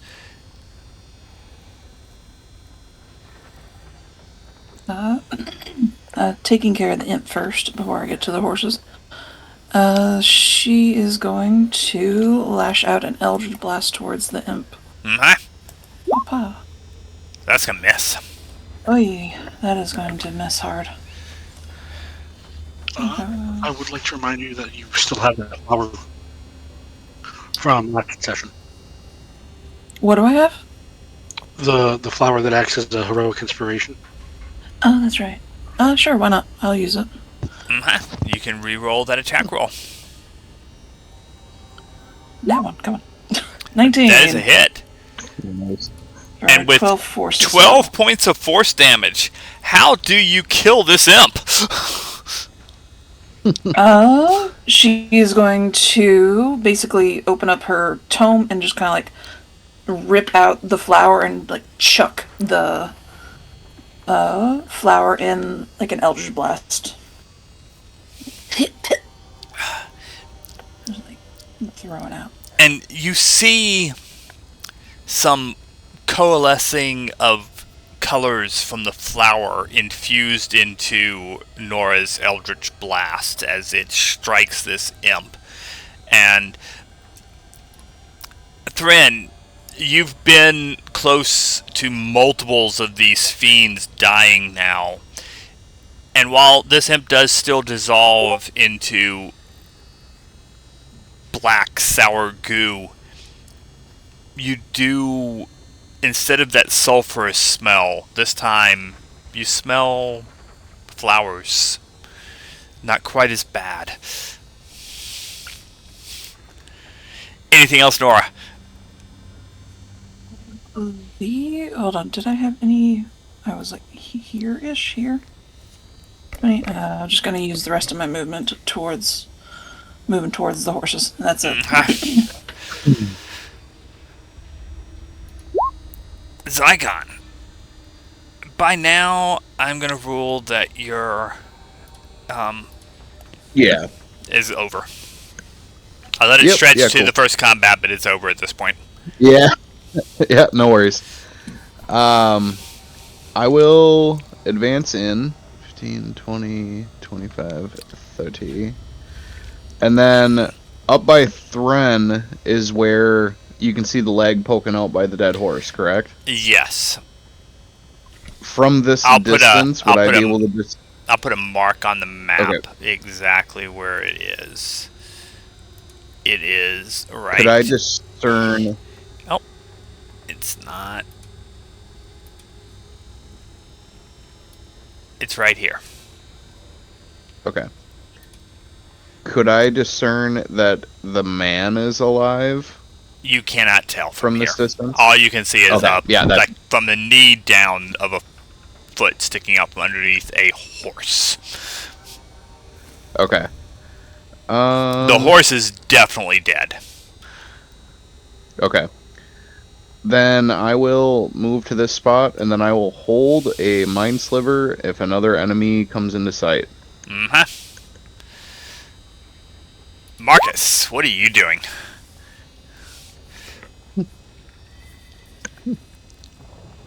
I am probably going to move to the nearest horse. A very large, we're talking like 17 hands built to pull large wagons horse. I'm gonna try and lead the horse out, calm them down and lead it out. Can I get an animal handling check? This should be interesting. Ha! That's a no. He is going to strike out at you. That's a 24 to hit. Oh no! Oh damn! Okay. For 8 bludgeoning, as one of his hooves hits you. You still haven't even gotten the door open. This horse is in full panic. Anything else, Marcus? No, not right now. Jabe. I'm gonna take the dash action. Try to make it up to that potentially pinned person, potentially corpse. And while I'm still raging, I'm gonna try to lift this horse off this guy. Give me an athletics check. At advantage because you're raging. Angry. With the power of your anger. Oh yeah, you just flip this horse off of this guy.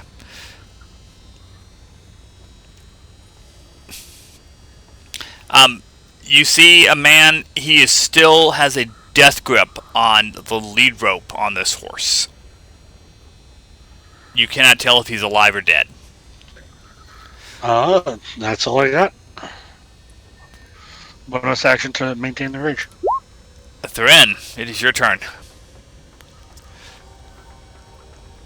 Okay, I just want to make sure nothing else is lurking around the barn. You can give me a perception check. Gonna come to the back edge and check around. You would say you don't see any other enemies, but this barn is on the verge of collapse. It might collapse next round. It might collapse the round after that. We need to get out of here. The structure's coming down.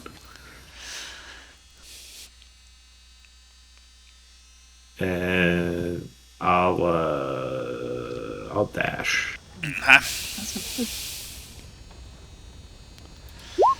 That'll be it. Nora.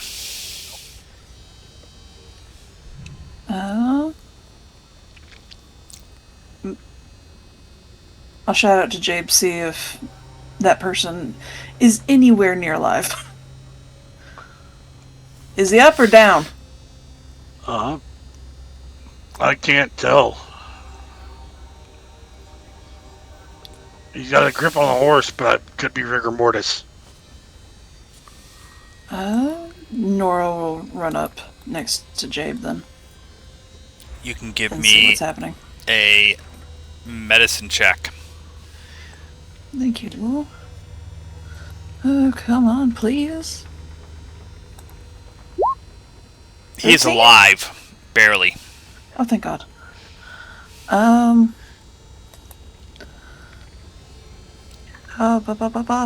What do I have no, I got nothing. Damn it. Can I try to pull him out, or which? Does this look like it'll be hard to pull out? Because I got a -1. So the horse has been flipped off of him. You can drag him with, but at that point it is small. it's half your movement speed. So I think you've already moved like 20 feet to get there. So you can drag him 5 feet. But that's 5 feet. It's 5 feet. I'm just gonna do spare the dying on him, just to make sure he ain't actually dead. Your medicine check would tell you he does not need spare the dying. Oh. He is stable. Okay. It looks like he got kicked in the head, and then something killed the horse, and Damn. it fell on top of him. Damn, bud. He does not look good, but he is stable. He's good. I'll tap Jabe on the shoulder and go to this horse then. Zygon. Yeah. What are you doing? I want to try and calm the horses down. Are you doing anything other than just what you would do with an animal handling check to calm one of the horses? Anything different than just that I need to know about? No, I think that would be all I can really do. Which one are you trying to calm down? I will do the one furthest north. That one looks like a top of the riding screen. horse versus a draft horse. Yeah. So you can move over there, and you can give me an animal handling check.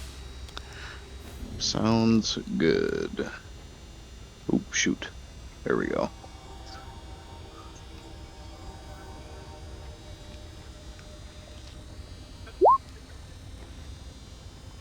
That is not a success, but it is not bad enough that you are going to suffer an attack from it. Can I use my heroic inspiration? To reroll, you can. To reroll, or could I take that crit? No, you cannot take the crit. 2024 rules change the way I do inspiration stuff. Yeah, no worries. Yep, that is still not a success. You feel like you're close. You're close enough that your next check would be an advantage. Okay. If you assuming you'll stay in here. Anything else I got? Yeah. No, that's it for me. I Marcus. got off on the wrong foot. I'm gonna make another animal handling check. Hey! That is a success. Alright. Can I start leading the horse out? You can. Okay, how far can I lead him is the question. You can get him all the way out to here. Awesome. As long as you move along. We're outside. Yep. Yeah, I'll move with him. I would like to remind you, you're playing a bard, correct? I don't know if you have any bardic inspirations left, but right now we're in skill. We haven't had a long rest. Right, and you're still second level bard. Okay, I wasn't sure how many you used previously, but I was just checking because we are in skill check territory, and some of those bardic inspirations can be clutch. But okay, you have led a massive draft horse out of the barn It is still very upset, but you have control of it. Okay. Good. I'll probably call out to any of the survivors nearby, because I'm very good at handling it. Rhea will come over and help you control this Yeah. horse. Thank you. Jabe, it is your turn. I'm gonna throw this man up on my shoulder, fireman Gary style. Uh-huh. And use my, if that's not my action, use my action to dash. I'm It is my action. since this guy is just a limp ragdoll, I will let you dash if you so wish. I'll say it took half your movement of your first movement to pick him up, and then you still have your action left. So you can make it like, if your movement is 30 feet, you could make it 45 feet.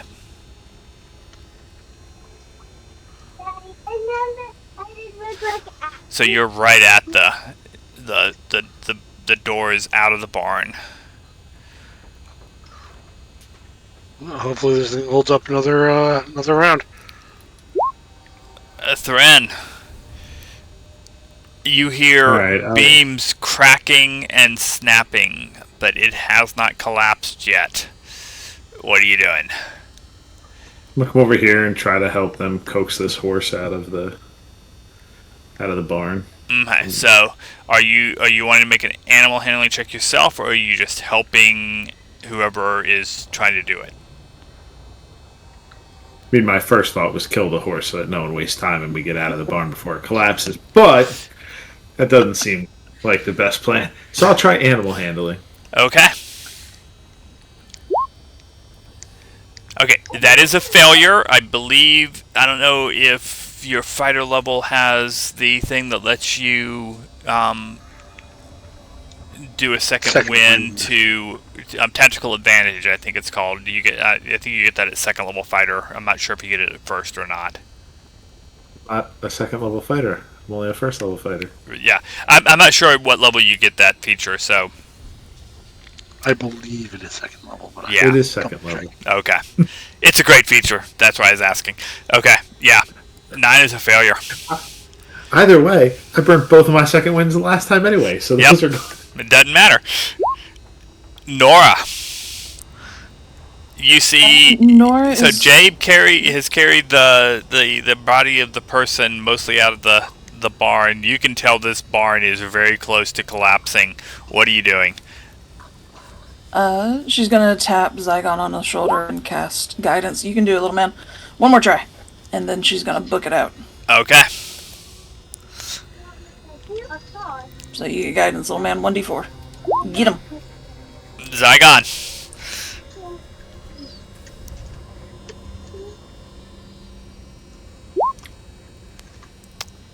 You don't even need the guidance. You can Whoa. lead this horse Nice. out of the barn. Sweet. Come on, Thren.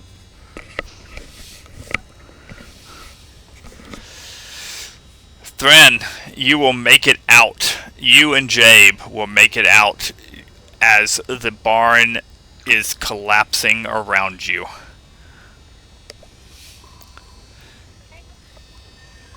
Smashing to the ground in flames and smoke. And that is going to take us out of initiative.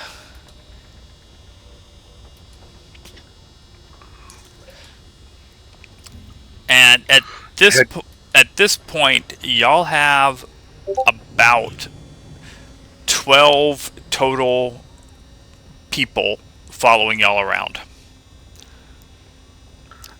aging from about 3 to 65. And Jabe has a very unconscious person over his shoulder.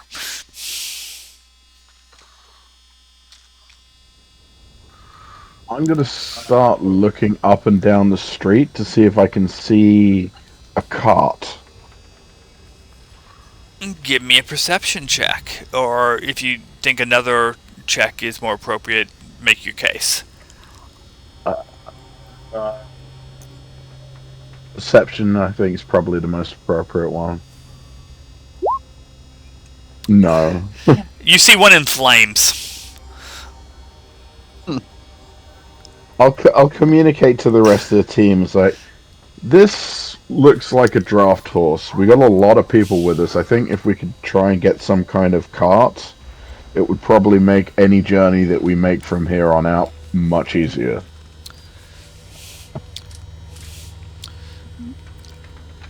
Rhea, I'm gonna suggest we Go ahead. start throwing some of the survivors up on the horses, since they're pretty beat up, or children, just so that they're in a pinch. We can smack a horse on the ass and it can run away with the children if something were to happen. Yeah, that's a good move. so I'm going, as Rhea is going to make a suggestion, I'm going to put y'all on a regional map so y'all can...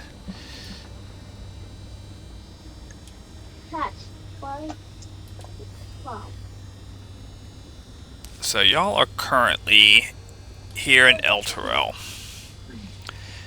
Rhea will say we should head to Fort Morning Lord. It's a small fortified position that the Hell Riders maintain.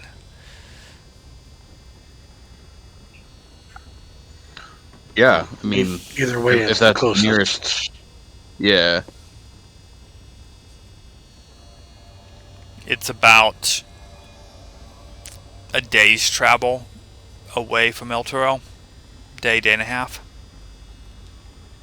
Okay.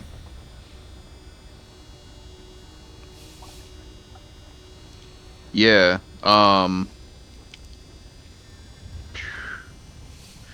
Was the innkeeper that we're... Is he part of the group that we got, or is he still settling up stuff at inside? No, he's part of that group I've mentioned. Okay. They have stripped all the food that can be easily carried from the inn, which you can tell the upper floors are in flames at this point. Looking out around the city, you can see, across the edge of the crater, even to, areas further around the circle, and you can see, glancing around, you can see at least 24 imps and similar creatures that are just flying randomly through these ruined outskirts that were not ripped down into hell with the rest of the city. And these imps and other fiends are setting fires and killing anybody they find. Okay. Most of that is happening too far away for y'all to be able to intervene. Sure. Was there, is there any, chunks of scrap metal or stuff that isn't flammable that we can put, Fort Morning Lord on for any other survivors that are in the town? If you want a signal to head there? If you want to set up y'all should head this way, yeah, you could absolutely do that. No problem.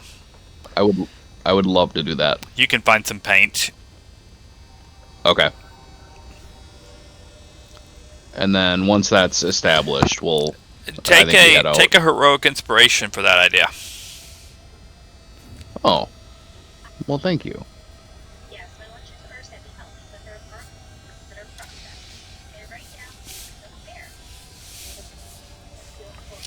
Is there anything else y'all are wanting to try to do here in the ruined outskirts before you and the survivors y'all have gathered around you begin to head toward Fort Morning Lord?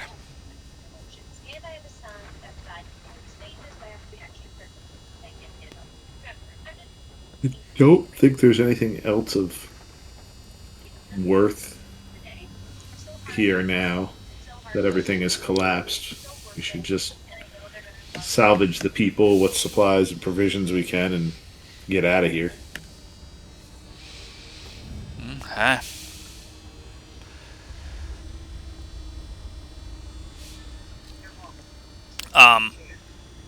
The half-elven scout would when he rejoined the party from retrieving his supplies from upstairs, he would look at the rest of you and say, I have an extra bow if anybody needs one. I had got it for a friend of mine, but I know he was visiting family in the center of the city. I doubt he made it out. So if there's anybody in the group that wants a longbow and a quiver of arrows, he does have that to hand over.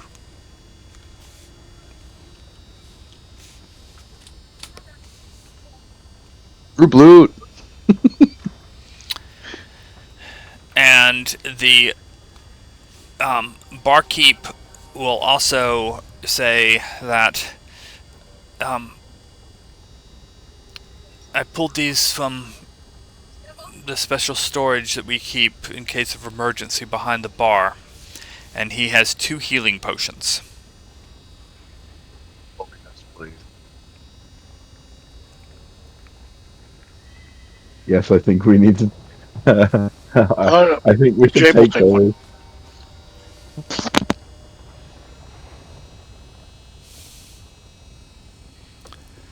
And they would the barkeep and a couple of the barmaids that came out of the inn would look at the man that y'all rescued from the stable, and they're like, he doesn't look good.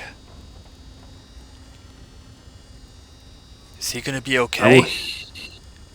I will give him my last 2 points of lay on hands healing. I will take a medicine check before you do that.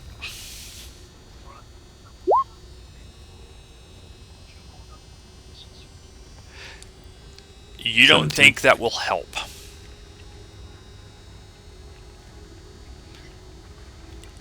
I might as well give him one of the healing potions then. You do not think that will help. You think it will take much more powerful healing magic to get him back from the injury he has taken.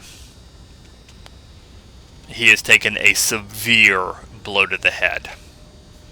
So, mechanically, he needs a greater restoration or stronger spell to bring him back to consciousness. I'm going to give him my 2 healing anyway, in hopes that it holds him over until we get to the fort where someone maybe can help him. Okay. He does, despite remaining unconscious, he does breathe easier, and you may have a heroic inspiration.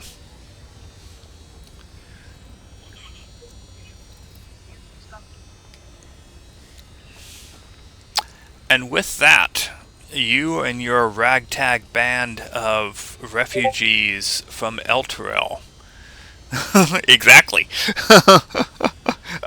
begin following a fairly simple dirt and gravel road that Rhea says leads to Fort Morninglord.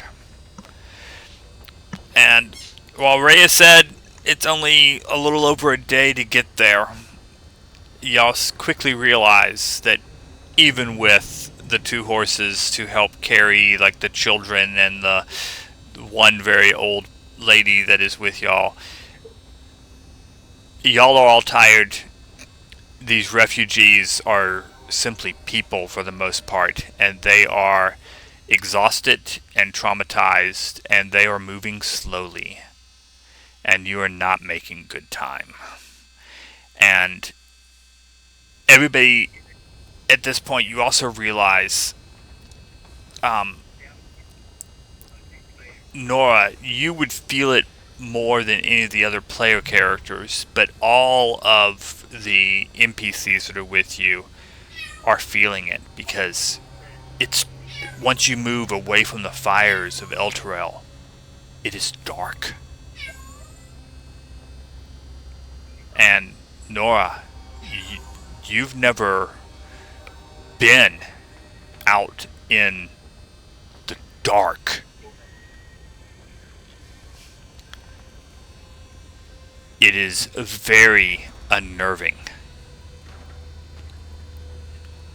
And the refugees from Elturel are struggling with the fact that there is no companion shedding light in this darkness. Y'all make it 4 or 5 hours, maybe a third of the way to Fort Morning Lord. And to the east, you're getting the first glimmers of a red dawn, when y'all have to take a short break for your traveling companions to catch their breath, get a bite to eat, and orient themselves somewhat.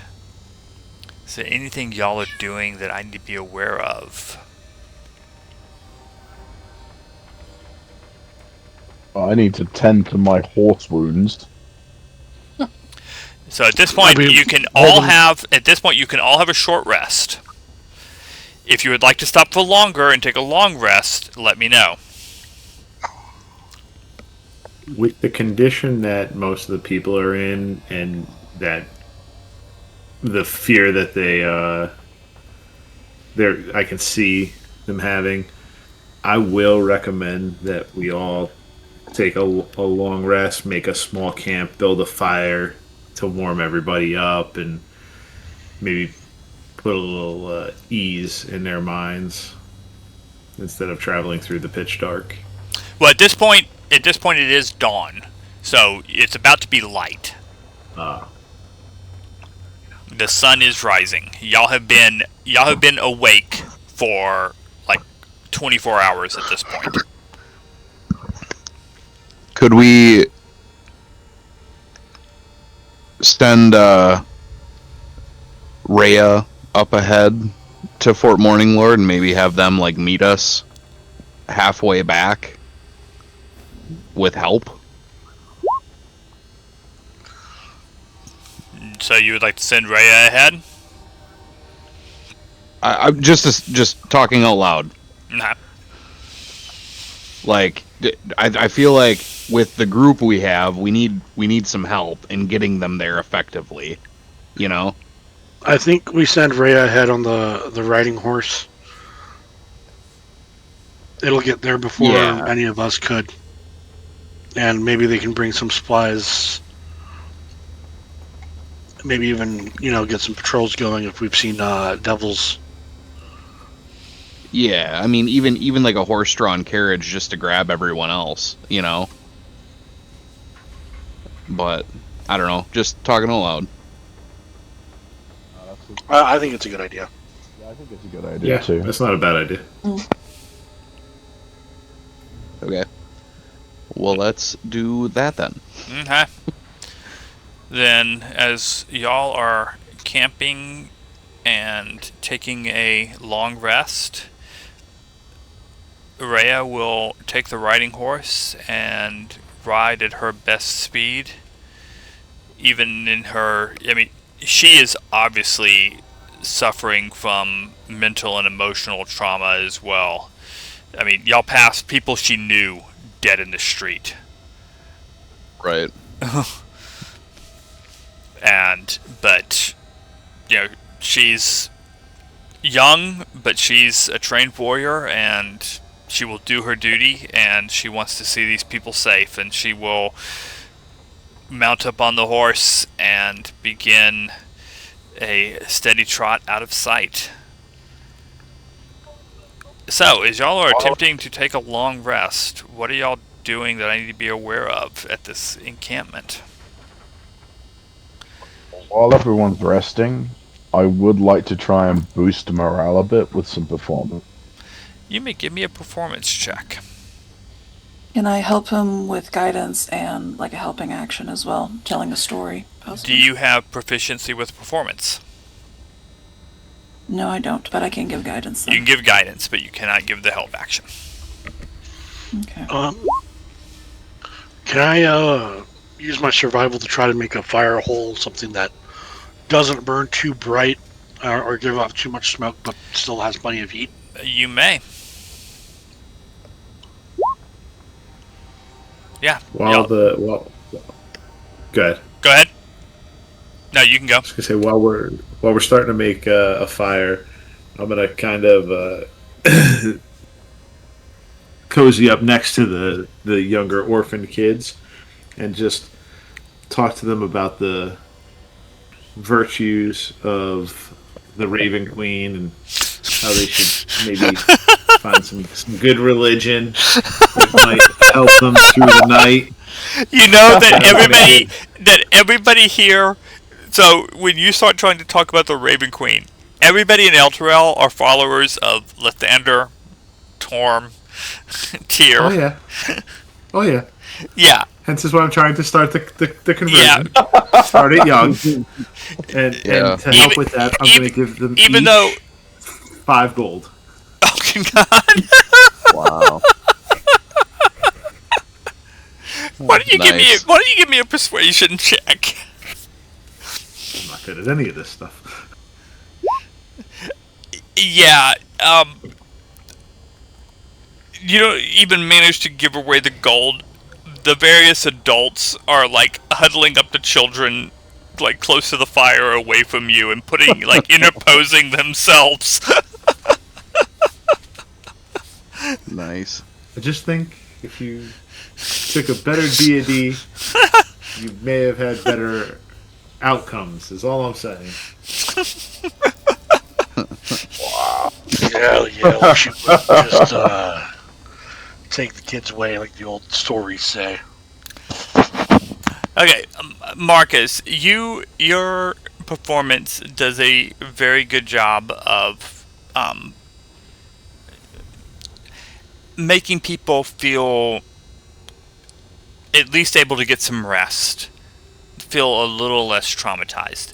It doesn't, except in maybe some of the youngest of the children, doesn't give any true happiness. Now, you see some smiles from the children because children can't help it, but you do manage to lift the spirits a little. You know. I just wanted to kind of ease the burden for a bit, because... Yep. Jabe, you're able to get a couple of good fires started, and you get like a nice hearty stew going over a couple of the fires to feed everybody and get a warm meal in everybody's stomach. I'm going to take a perception check from everybody.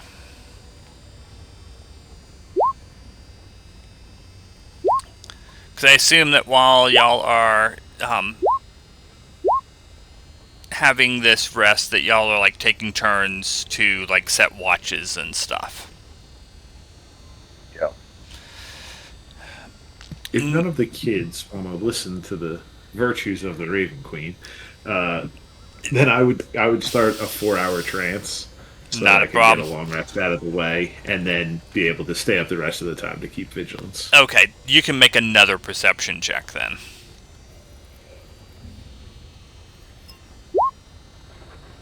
Nice. Mm-hmm. So, Thrin and Nora, you can tell that there are things going on. Nothing gets close enough for you to identify. But you can tell that the status quo in this area of the wilderness is off. You hear the occasional howl of a wolf, other animal sounds that you don't necessarily recognize but do not sound pleasant.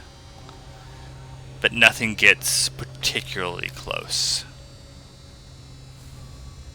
And everybody may have a long rest. Nice. Oh, sleepy.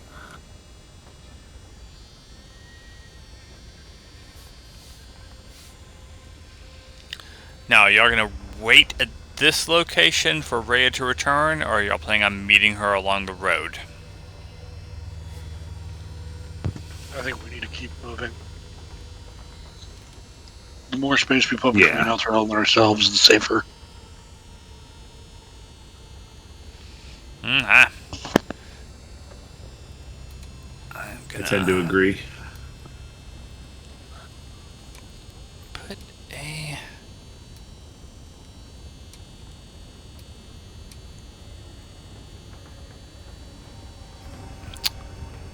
Hold on a second. Need to change a setting on this map.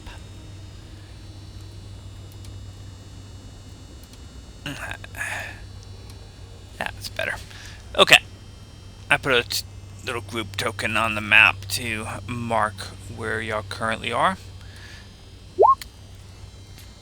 And you gather up your refugees. Yeah, I assume that you always cast Mage Armor in the morning and it lasts all day. I think I've told you that already, but False Life, I think that... Does that last all day as well? What's the duration on that? Well, they're temporary hit points. I just have to roll for them. Oh, okay. Yep. So if you want to assume that you cast that at the end of at the end of every long rest, you may do so. Just mark off the spell slot and roll for the hit points, the 10 hit points. You got it. Y'all begin traveling along with your band of refugees. As y'all are traveling along, I assume you're trying to make the best speed you can with these refugees. Yep. So, if there is we're gonna do a skill check to see how much, how much miles you're able to cover with these refugees. So I'm just gonna go through, and you tell me what you're doing to help keep everything moving along and make an appropriate skill check. Thren, what are you doing to help keep everything moving along at as quick a rate as you can? I mean, I didn't take a whip, so I'm not whipping anybody. That would have been my first option. Especially since they shunned the Raven Queen. Heathens they are. I'll actually take up like a position in the middle of the group of people. This way, I'm not too far from the front or the rear if something were to happen, and just try to instill confidence. Tell everybody it'll be okay. We'll get there soon. Just stay tight and keep everybody shuffling along. So you can make a persuasion check if you want. If you think there's another skill that is more appropriate, let me know. Okay. I'm persuasive. Yeah. You're giving good, encouraging, we can do it, and helping everybody move along. Jabe, what are you doing to help keep this little caravan going? I'm gonna pick up the old lady and have her ride piggyback, so that she's not slowing us down. Okay. You can give me an athletics check. That is 10. Nora, what are you doing to help this caravan move along? I would like to do something with religion and maybe give some psalms or something to do. Absolutely. Like I mean, with a monitor, things like that. I assume you're a follower of one of the major religions in Elturel. Um, Yeah, kind of like a monitor or like Lysander, yep. like that. You may give range. me a religion check.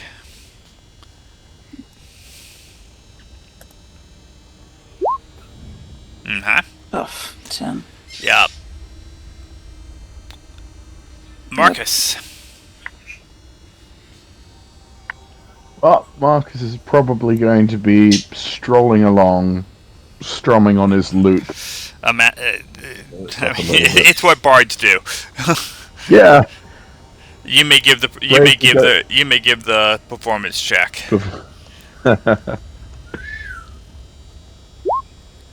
Mm-hmm. And Zygon, what are you doing to help all this along? Yeah, I'm gonna be bringing up the rear. I will tell you right now, we have 2 successes and 2 failures on this group skill check. Oh, good.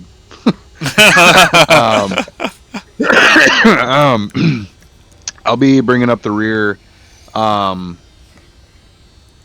of reliving the events and going over the sketch that I made, and try to like pinpoint anything that's obviously this is out of the ordinary, but anything that stands out to me from that experience. I don't see how that is going to help get all of these refugees moving toward Fort Morning Lord any quicker than they are. Yeah, that's fair. That's fair. I mean, I can understand why you want to do I that, but I assume. Yeah. But right now, we're trying to determine what you're doing that would help this caravan move along at a good pace. Yeah. I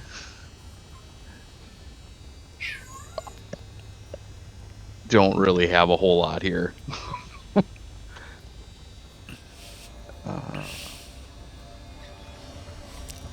I don't even have any items that would be useful here.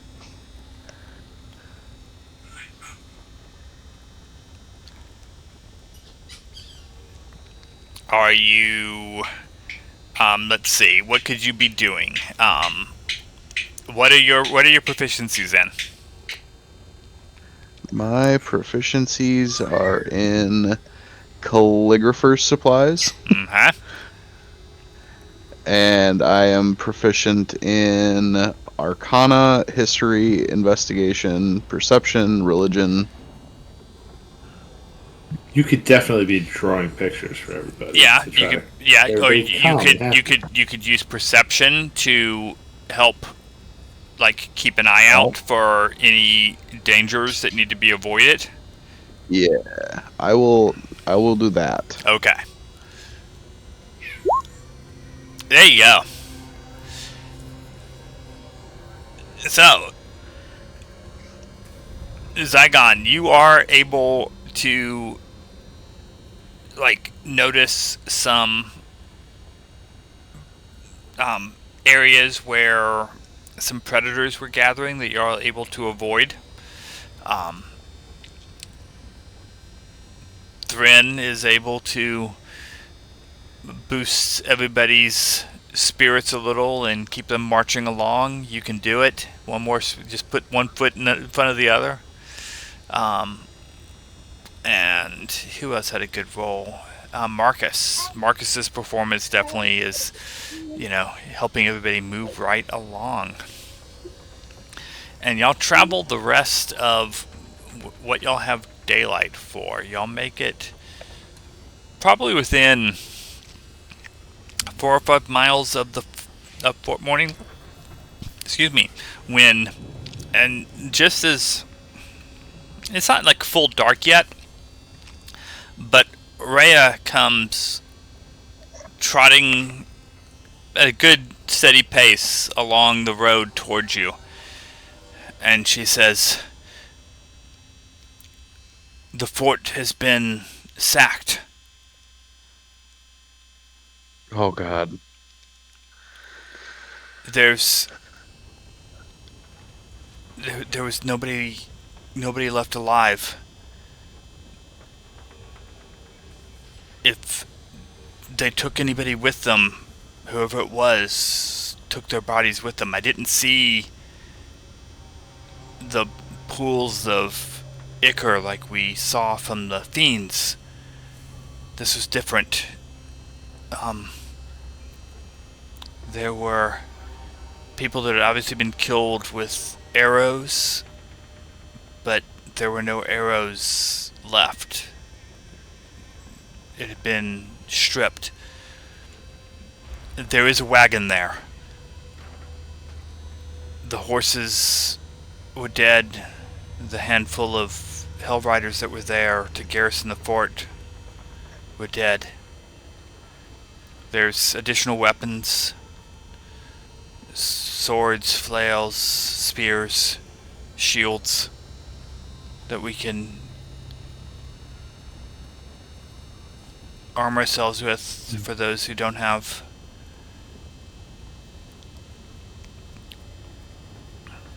But and there's still some supplies. The place was set on fire, but not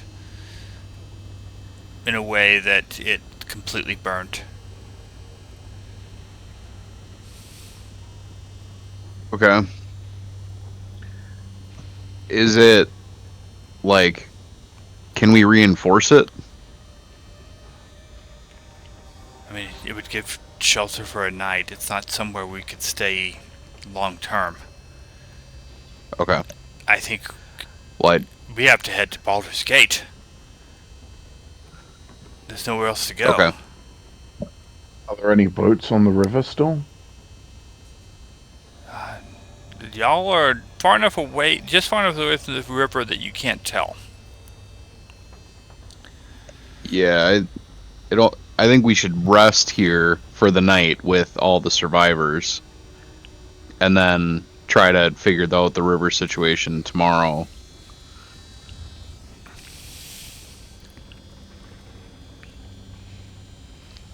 Could I get everybody to roll me a 10-sided die?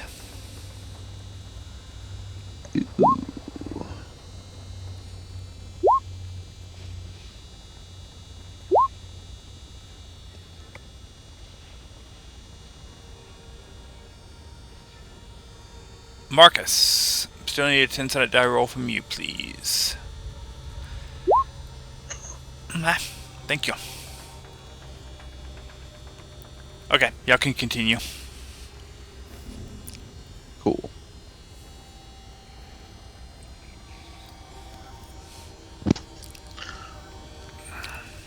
Yeah, so we'll go to the fort, rest there for the evening with all the refugees, and then make the push for Baldur's Gate. Maybe via river if we can find boats in the morning. So, just so you know, it's not marked on this map, but there is a road that would go from, like, you know, a dirt road that would go from Fort Morning Lord to Baldur's Gate. Okay. Well, yeah, if there is a cart, we can at least link the horses up and pull the people, or the supplies or whatever we need. We should be able to make better time. This sounds like a good plan. Cool. So you're gonna push through the first hour or two of evening and darkness to make it to Fort Morning Lord. Yeah. Okay. Yep.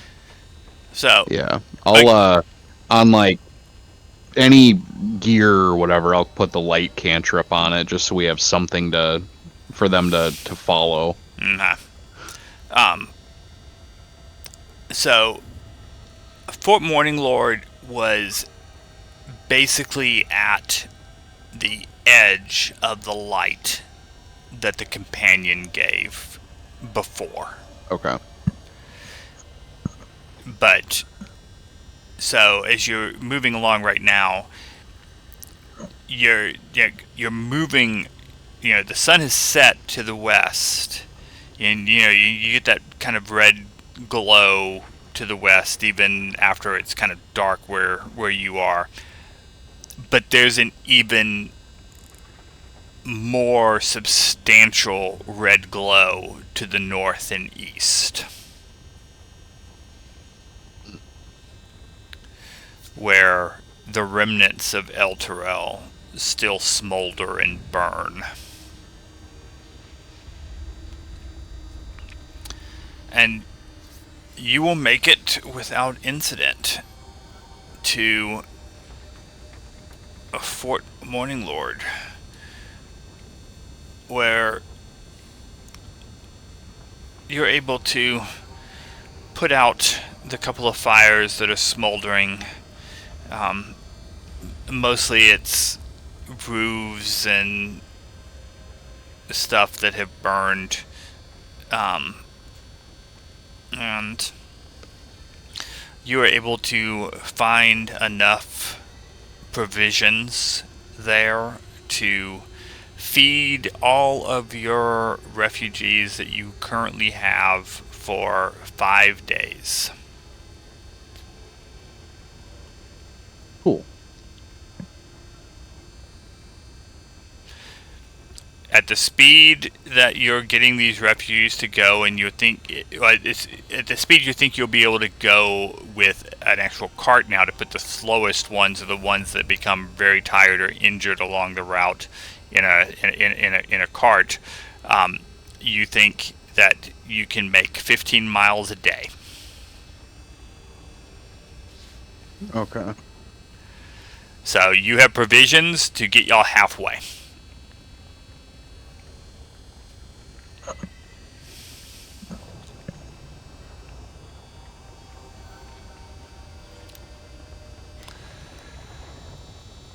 And you may all have a long rest if you need one. Is there anything anybody is doing that I need to be aware of during your long rest, other than just setting watch? I assume y'all are doing that.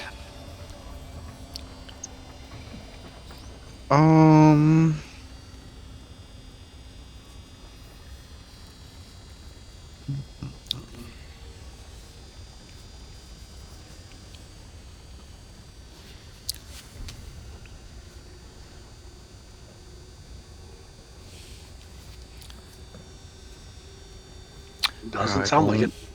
Okay. Yeah, I don't Rhea, think so. Jabe, you're from Baldur's Gate, correct? Yeah. Yeah, Rhea would come up to you. After everybody has been has had something to eat, and most of the refugees that are with y'all are bedding down. The adults are caring for children, trying to get shell shocked people to calm down and go to sleep. And you're standing off, looking out into the darkness that surrounds the fort, just outside the glow of the fires. And she walks up beside you and she says, "Would they let us in?"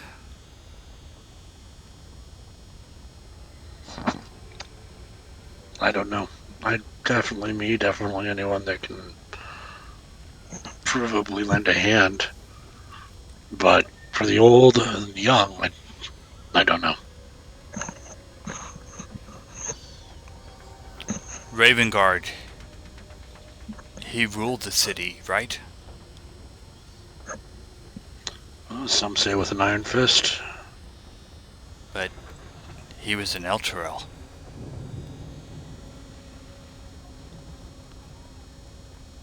Who rules in his stead? That's a good question. So you would know that the next person down in the chain of command in the in the Flaming Fist is a person named Captain Zurge. But he was not considered a noble of Baldur's Gate. He was just a captain in the Flaming Fist. Whereas Ravengard was a Grand Duke of Baldur's Gate, and there are other dukes in Baldur's Gate. As far as the Iron Fist goes, Surge will probably take them over. But without root noble blood, I don't. There's going to be a power vacuum, and it's not going to be pretty. But it's still going to be better than Elturel right now. Worst case, we get there. We send the people that aren't accepted south. So, others in the group, y'all probably noticed this conversation going on. If anybody was wanting to join, come walking up to see what was being discussed and add their 2 cents, they could.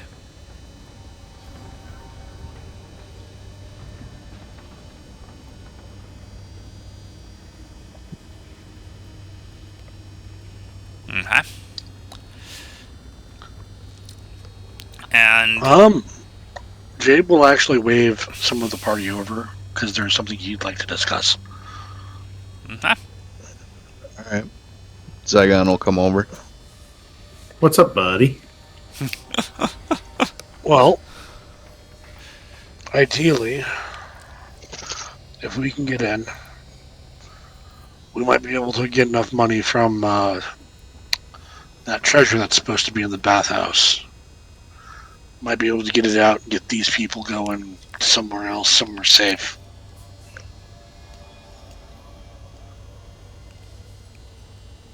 It's not a terrible idea.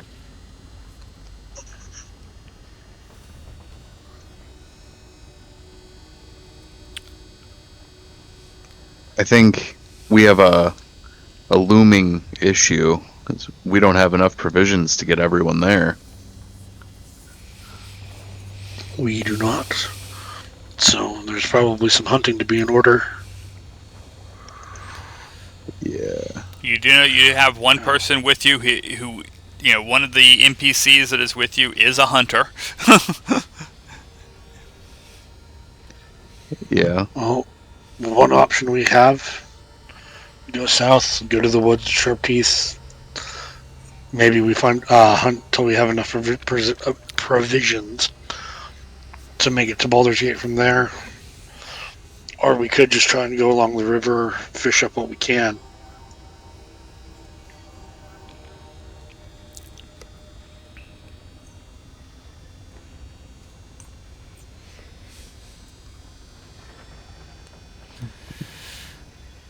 While y'all are discussing this, Nora, have you joined this conversation, or are you off to the side? I haven't joined the conversation. I'm just sitting Yeah. alone. Rhea would, as this type of conversation is going on, Rhea would actually come over and sit down beside you.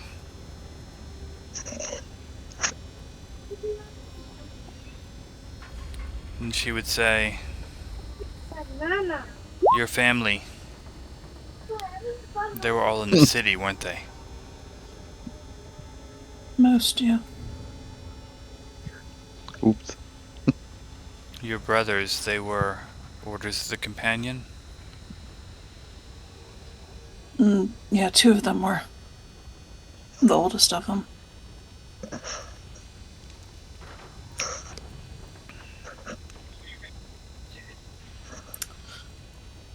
My youngers, they were still living at home with my parents, and one of my sisters is in Baldergate with her husband.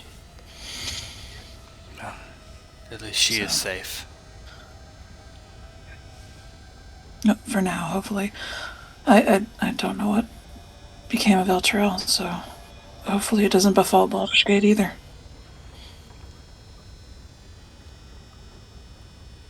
I was an only child.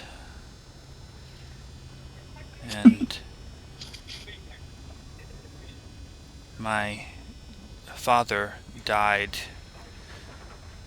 fighting trolls in the hills north of Triel. When I joined the Hell Riders, my mother went to live with her sister in Waterdeep.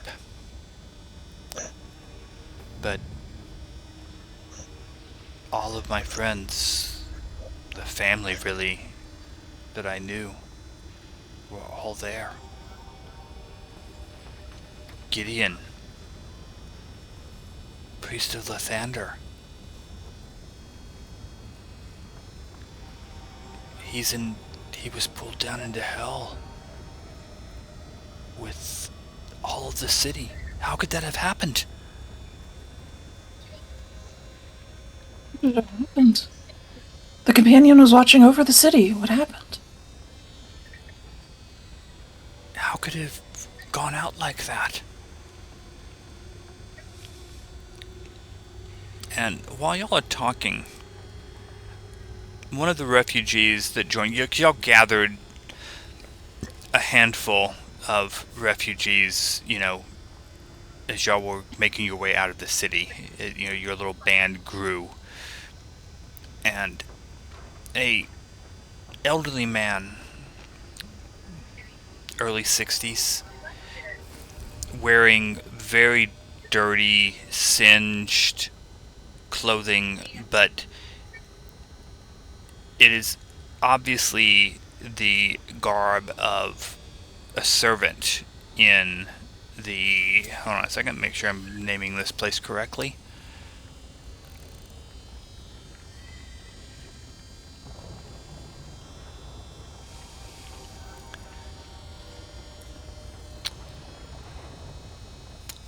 And the High Hall, which is kind of the center of government, but it also has living quarters for some of the major political people of Elturel. He'll come up because Soraya, and he'll look at you because you're and bad DM, I cannot remember your eldest brother's name, but he would name him and say you're his sister. Because I think there's something you need to know. There was an incident that happened. I had actually been sent to find any Hell Riders to help investigate it when the calamity happened.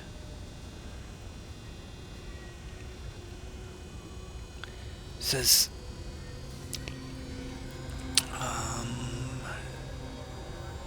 hate it when I can't find a name.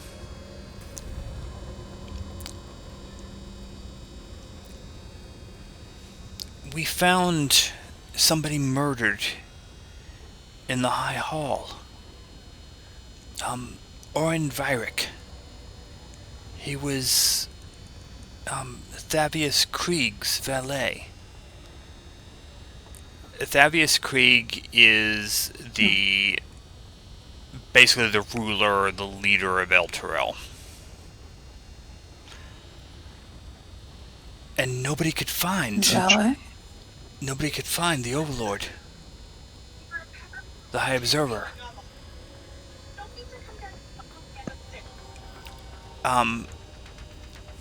The two of you, both Rhea and Nora, would know that it was Thavius Krieg whose prayers to Lathander and Torm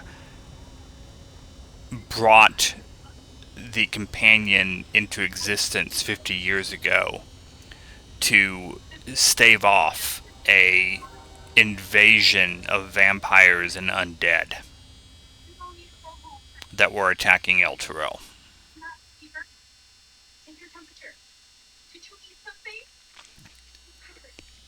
It says, Nobody to knows. Rhea. Nobody knows what happened to him. There was his valet and one of the guards was dead, and it looked like his room had been ransacked. There was some stuff missing.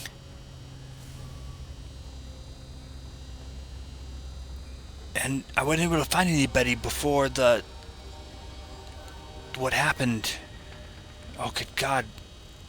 Lathander, help us. But I thought y'all should know.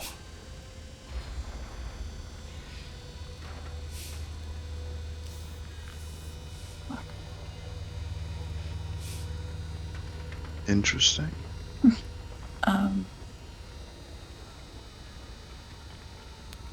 I guess.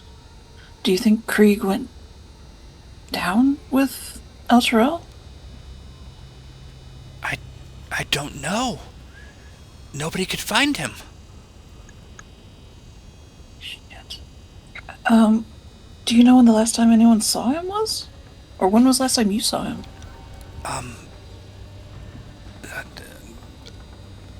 I don't see him all that often. I was sent to. I was sent by Onathor Fum to find some Hellriders when the word came that nobody could find him and that his valet had been killed.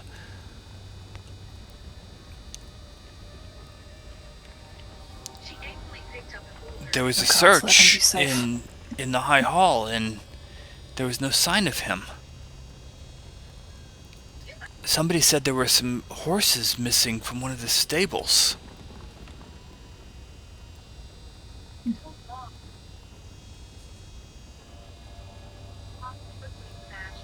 Well, do you think was abducted? If he was, hopefully he was outside of the city. Maybe we'll meet him again. Maybe he'll have more answers. And with that, everybody will fall asleep for their long rests and nightly watches, and we will end session here. You can all have a long rest, and we will start here in the morning next week. All right. And I hope y'all are all enjoying the beginning of this campaign.